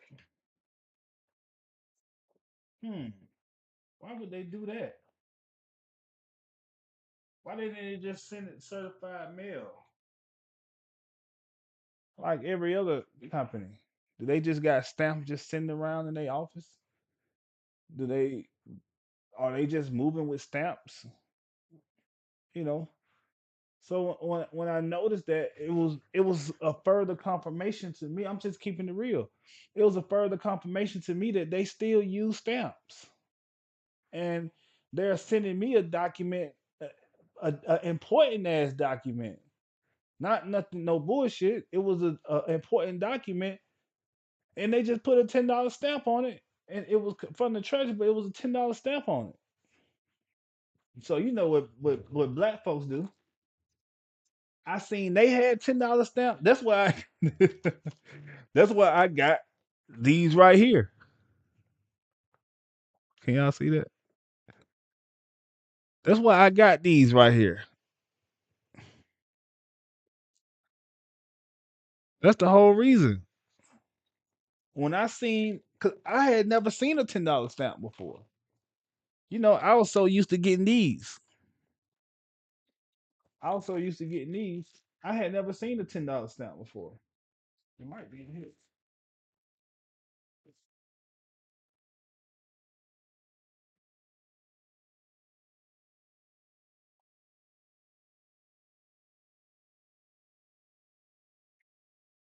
And that is before I had learned how to.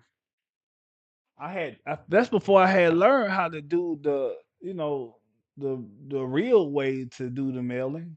Non-domestic without the U.S. That's before I used to see it, but that's before I had learned how to do the real mailing.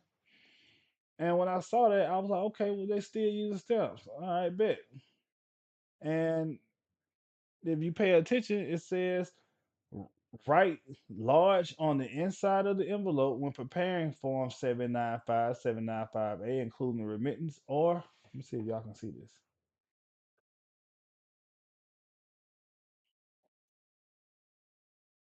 or remittance of $100,000 or more, whether single remittance or multiple remittances, whether it is a single remittance or multiple remittance. Never write large on the outside of the envelope. Refer to IRM 51254 for procedures on preparing envelopes for mailing to submission processing. So, first, we want to know how you must mail. Let's go here.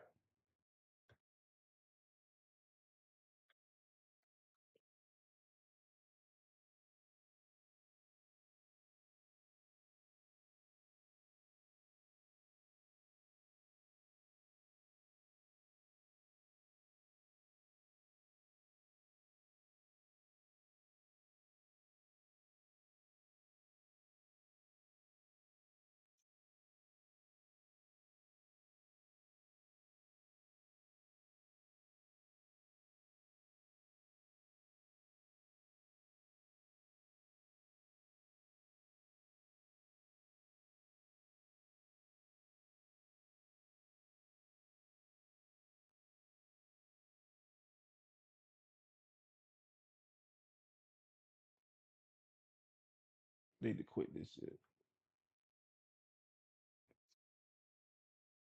All right, I'll just check it, make sure it's something. If it was something that I missed.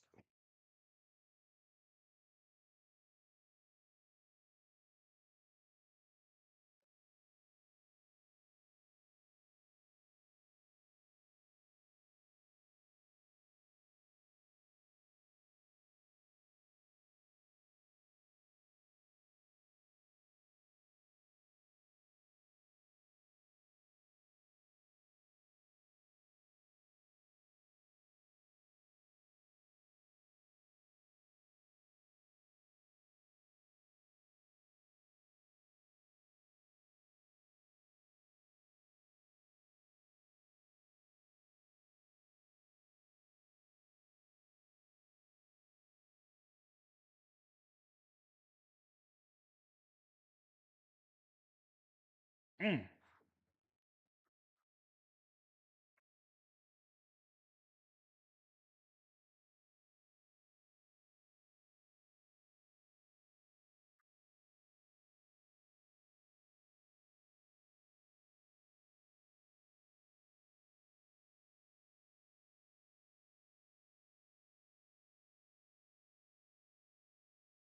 mm.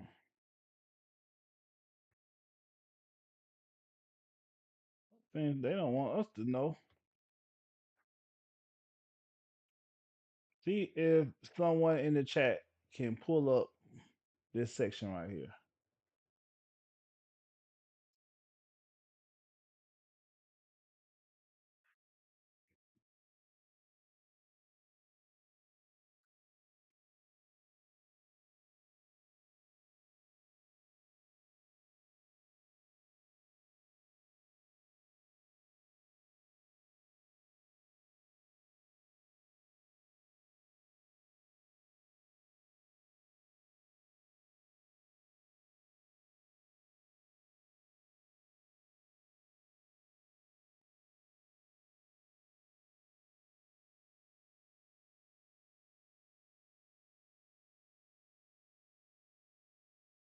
See if someone can pull that up for me.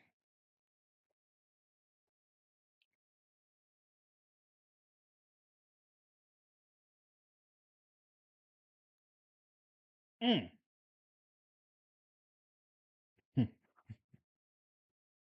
Okay, that's fine. That's fine. That is fine. That's fine. So I got another idea. Let's do this. Not copy the link. Let's copy just the words.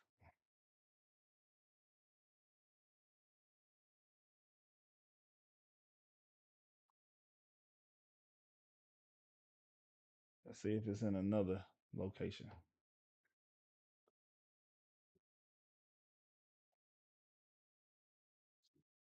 They,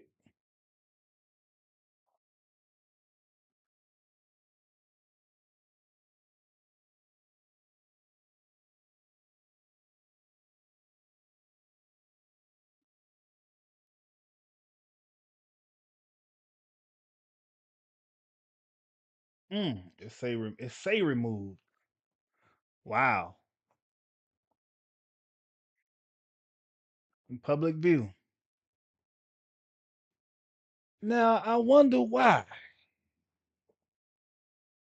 I wonder why they will remove these things from us. And we supposed to be on the same team. I'm a friend. I just want to know how the proper way to do it. So the best way to know how to do this is a FOIA request. Anywhere where I find where they remove a claim, I do a FOIA.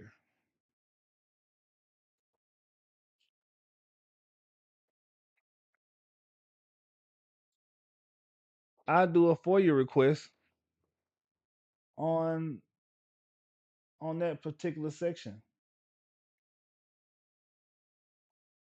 But listen, well, I don't give up that. I don't give up that easy, y'all.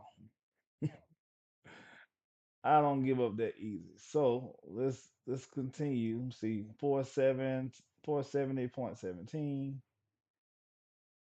Let's see if we can continue to.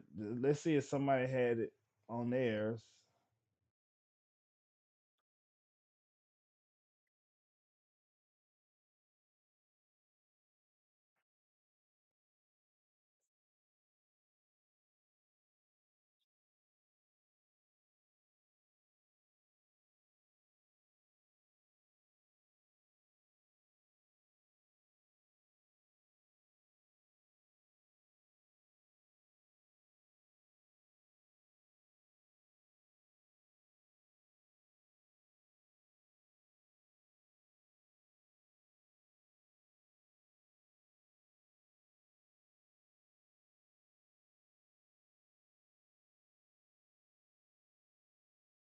Mm-mm.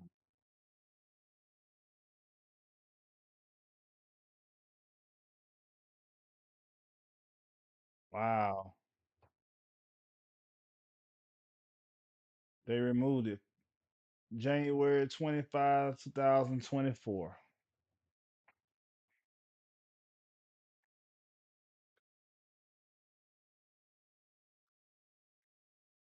See, but I like this because it sharpens me. This makes me get sharp. This is when I get sharp. This is when I get crafty.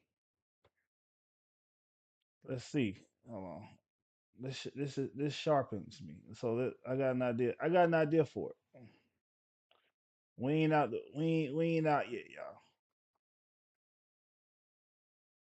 I got an idea for it. I use a chat browser that they stopped making back in 2024. So and I use an outdated browser. I use an outdated chatbot solely for this reason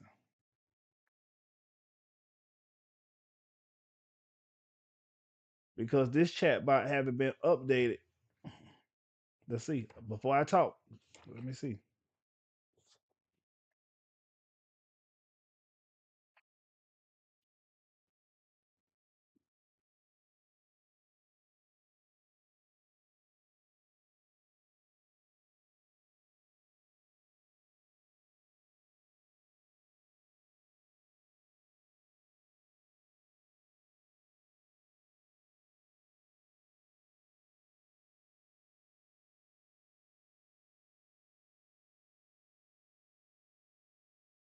Okay, so I can just move it over like that.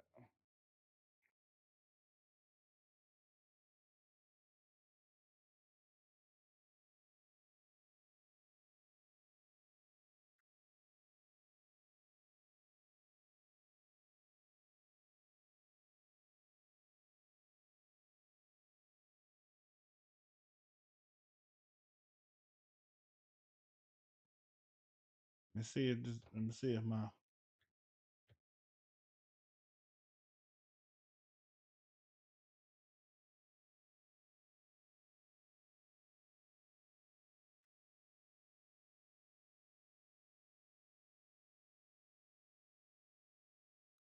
Mm. Hey, Falcon don't play. See, I use it out there. You gotta know how to be a lateral thinker. Falcon is a outdated, like an outdated chat GBT. They don't even use this. They stopped programming this chat bot. This is like one of the first. They got newer versions, but this chat bot is not pre-programmed for outdated versions or whatever, or like things that have been revised and what was before, was it before anything that has been redacted. It doesn't it doesn't, you know, get the information funneled down to it from all the new shit. It got all everything what it's using is an old internal memory. Oh yeah, the new chat is terrible. I don't use Chat GBT at all.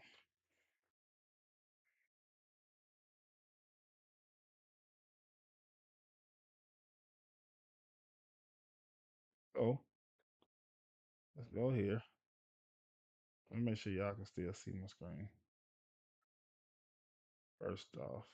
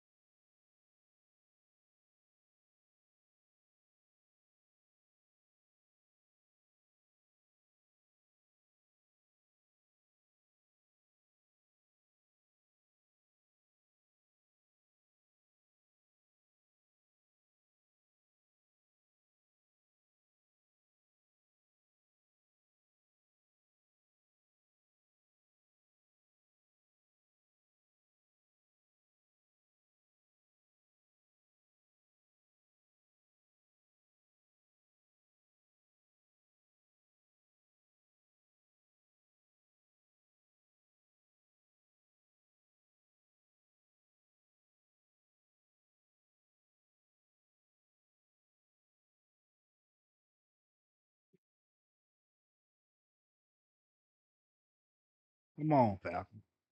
Come on. Come on. Ah.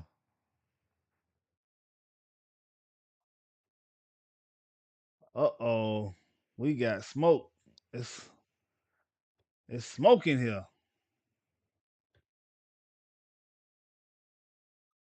We got smoke.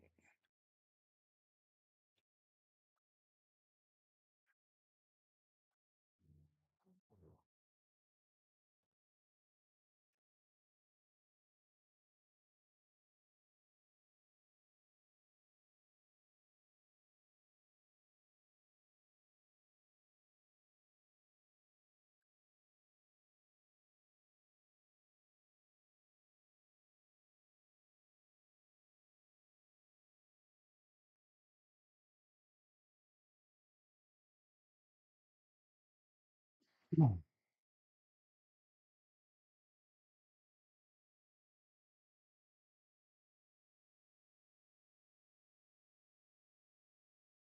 Yeah, Luke. Everybody, you gotta try to find an older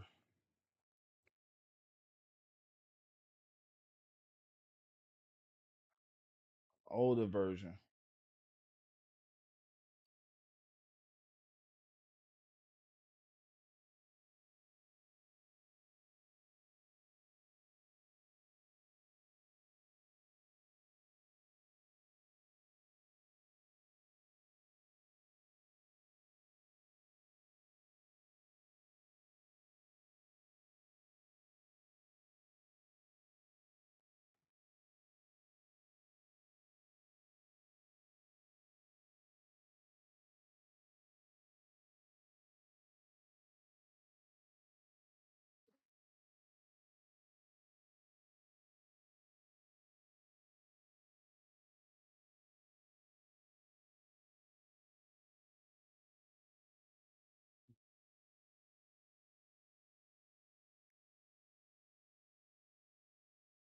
Hmm. Okay, they trying to play.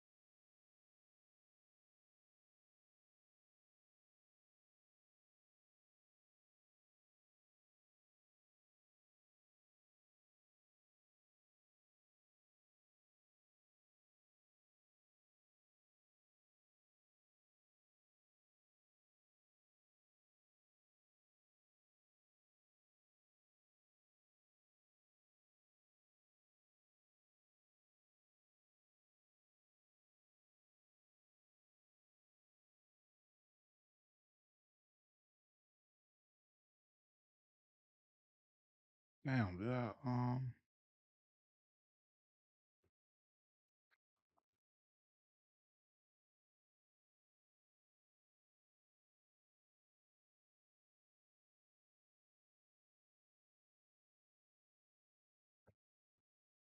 Yeah, we're gonna figure it out. But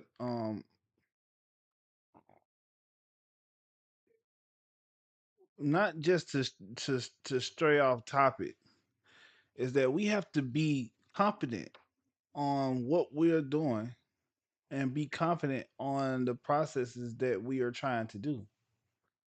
It's not so hard or so far fetched for us to.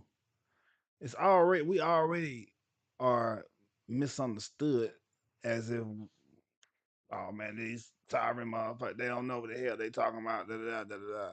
And everything that we're talking about is rooted in law.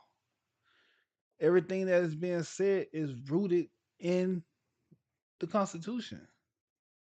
So it's not so hard to believe anything. But when people call somebody a sovereign citizen, they have to know, for one, what the term citizen means is to be governed, and the term sovereign means to be self-governed. So there's no way you can be a sovereign citizen.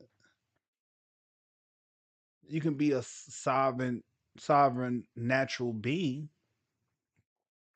or you can just be a citizen, and which you mean that you're being governed.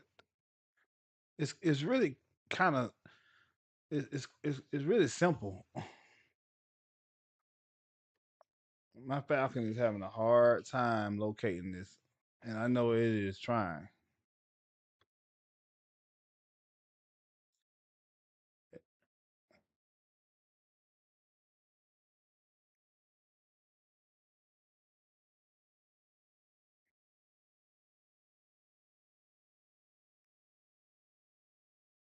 It's having a hard time. I hope it don't crash out.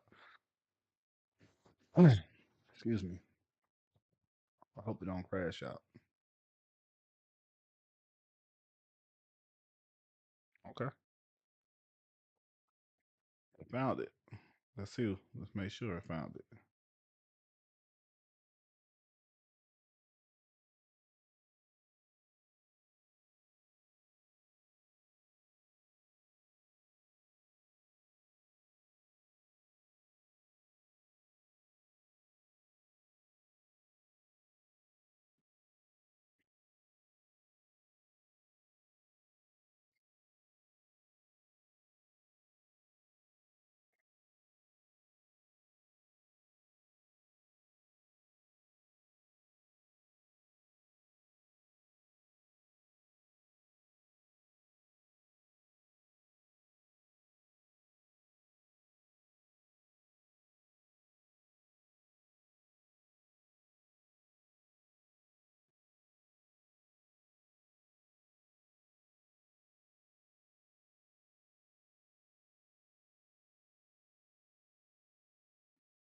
To complete Form 144 for all IMS IRM specified claims forms, if a different one is required, all supporting evidence, bond issue documents, audit report, contract copies, a clear statement of the relief you seek, the abatement amount, and deadline.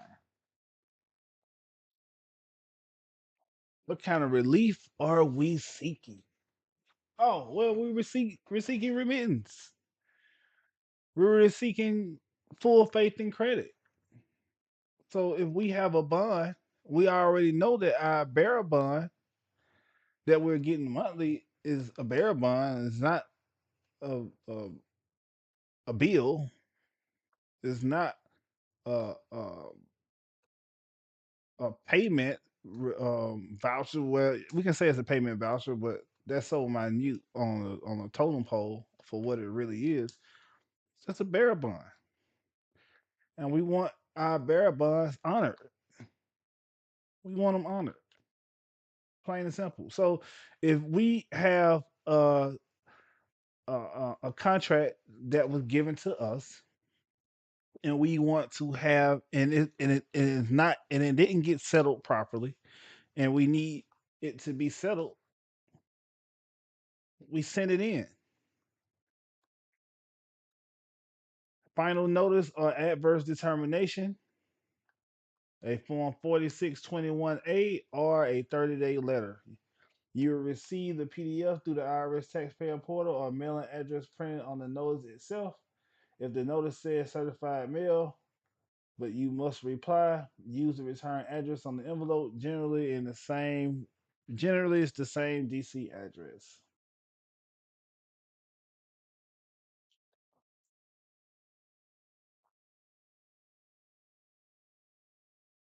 Why do the IRM purposely avoids a public address? The IRM is a government internal guidance manual. It assumes that all inputs to examination are entered into a electronic case management system that are all IRS examiners share. Publishing a public mailing address would defeat the purpose of a secure, centralized workflow and could expose examiners into unnecessary public record disclosures. Therefore, the IRM directs you to enter their claim through the IRS electronic portal. The form the IRS reference as the examination system for any paper correspondence to the TEGE address, 1111 Constitution, only when a formal notice especially requires certified mail, Form 4621A that carries the certified mail instructions. So let's see Form 4621A.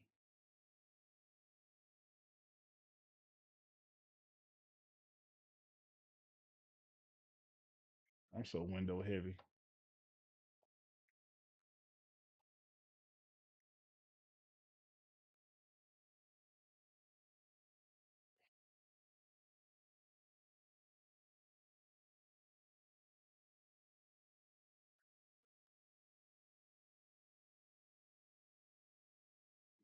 Okay.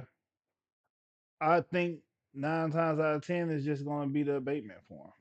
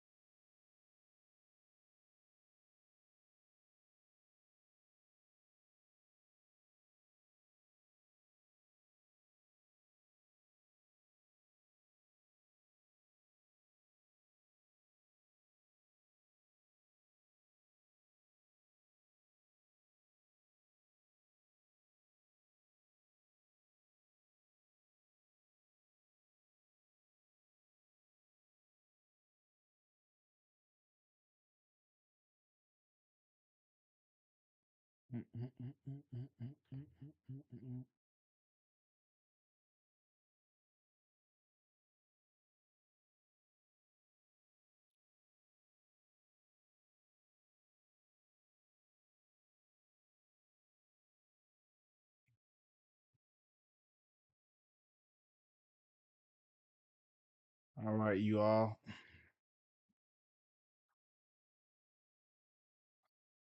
Play too, baby.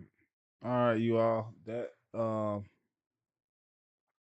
we're gonna pick up where we left off because I want to go into. I want to make sure that it's nothing that has been changed.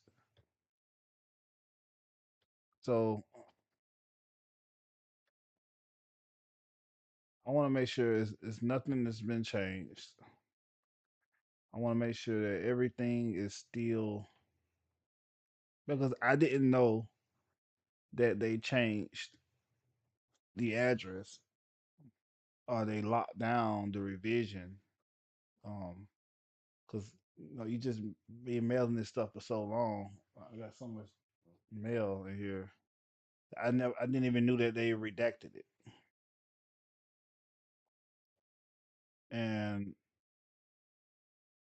like they change stuff all the time. But it's our job to now, if you really want to be living in the private and you really want to move with equity, we have to have some correlation to our governing society on how we're being governed. We have to know what are the rules and regulations on which we're being governed on so we won't be victim to any type of violations because sometimes it's not a situation where you want to have court on the side of the road, but sometimes the peace officer just honestly don't know, and I know it irks you when somebody take you off from your journey from wherever you headed and they put you in the back of the car. I don't know if anybody ever been in here been held in custody before, but I have. They put you in the back of the car telling you what you can and can't do and this, that, and the third. And like, who are you to have any rights over me? Who are you? Really? Do you not put your pants leg on just like I do? Just because you have a badge and a title that makes you authority over me or authority over the commercial name on which you're trying to impose a tax on. And I read the other day, it was Matthew 17, I think it was Matthew 17:24 or Matthew 17:28. But I want y'all to go read the full Matthew 17. That's that way you can find it. And when it said that, who are the kings to put tax on the people or put tax on others? Okay, they putting tax on the people. All right, go to the river, get your first fish, pull the shackle out of his mouth, and give him your first fish, and let him be that fish is from me, which is this is Jesus talking. So it's like if you're being taxed to live in a county and they have different provisions that for you to, oh well, you have to have this to be here, you have to have that to be here, you have to be governed this way or governed that way to protect the peace or whatever. We are born in innately knowing right from wrong. We know it's wrong to harm or to turn someone's computer off. We know it's wrong to steal. We know it's wrong to sodomize. We know it's wrong to RAP. We know these things, so we don't have to have a a, a statute to say, okay, we know that's wrong. If you know if you know that's wrong, you get caught doing the things that cause harm to other people. Then yes, I understand the violation being full in effect. But some of the things that I witnessed on Instagram made the world so small, so where it's like everything is like right here. And I remember back in a time where, and I'm old. I'm old, and I can remember back in a time to where AOL had just first hit, right? AOL had just came out. It was so cool for you to be able to talk to somebody on a computer that you had no clue who they were. You didn't know them. They didn't know you. They had all these little chat, these little AOL America. It was AOL is America Online, and it was so cool for you to be able to chat with somebody and talk and do it over the internet. The computer used to be this goddamn big. Computer used to be big, this damn big, this tall. You just have to tow it with two hands, you know. And the internet has made the world so small to where we know what's happening around the world as soon as we open our eyes.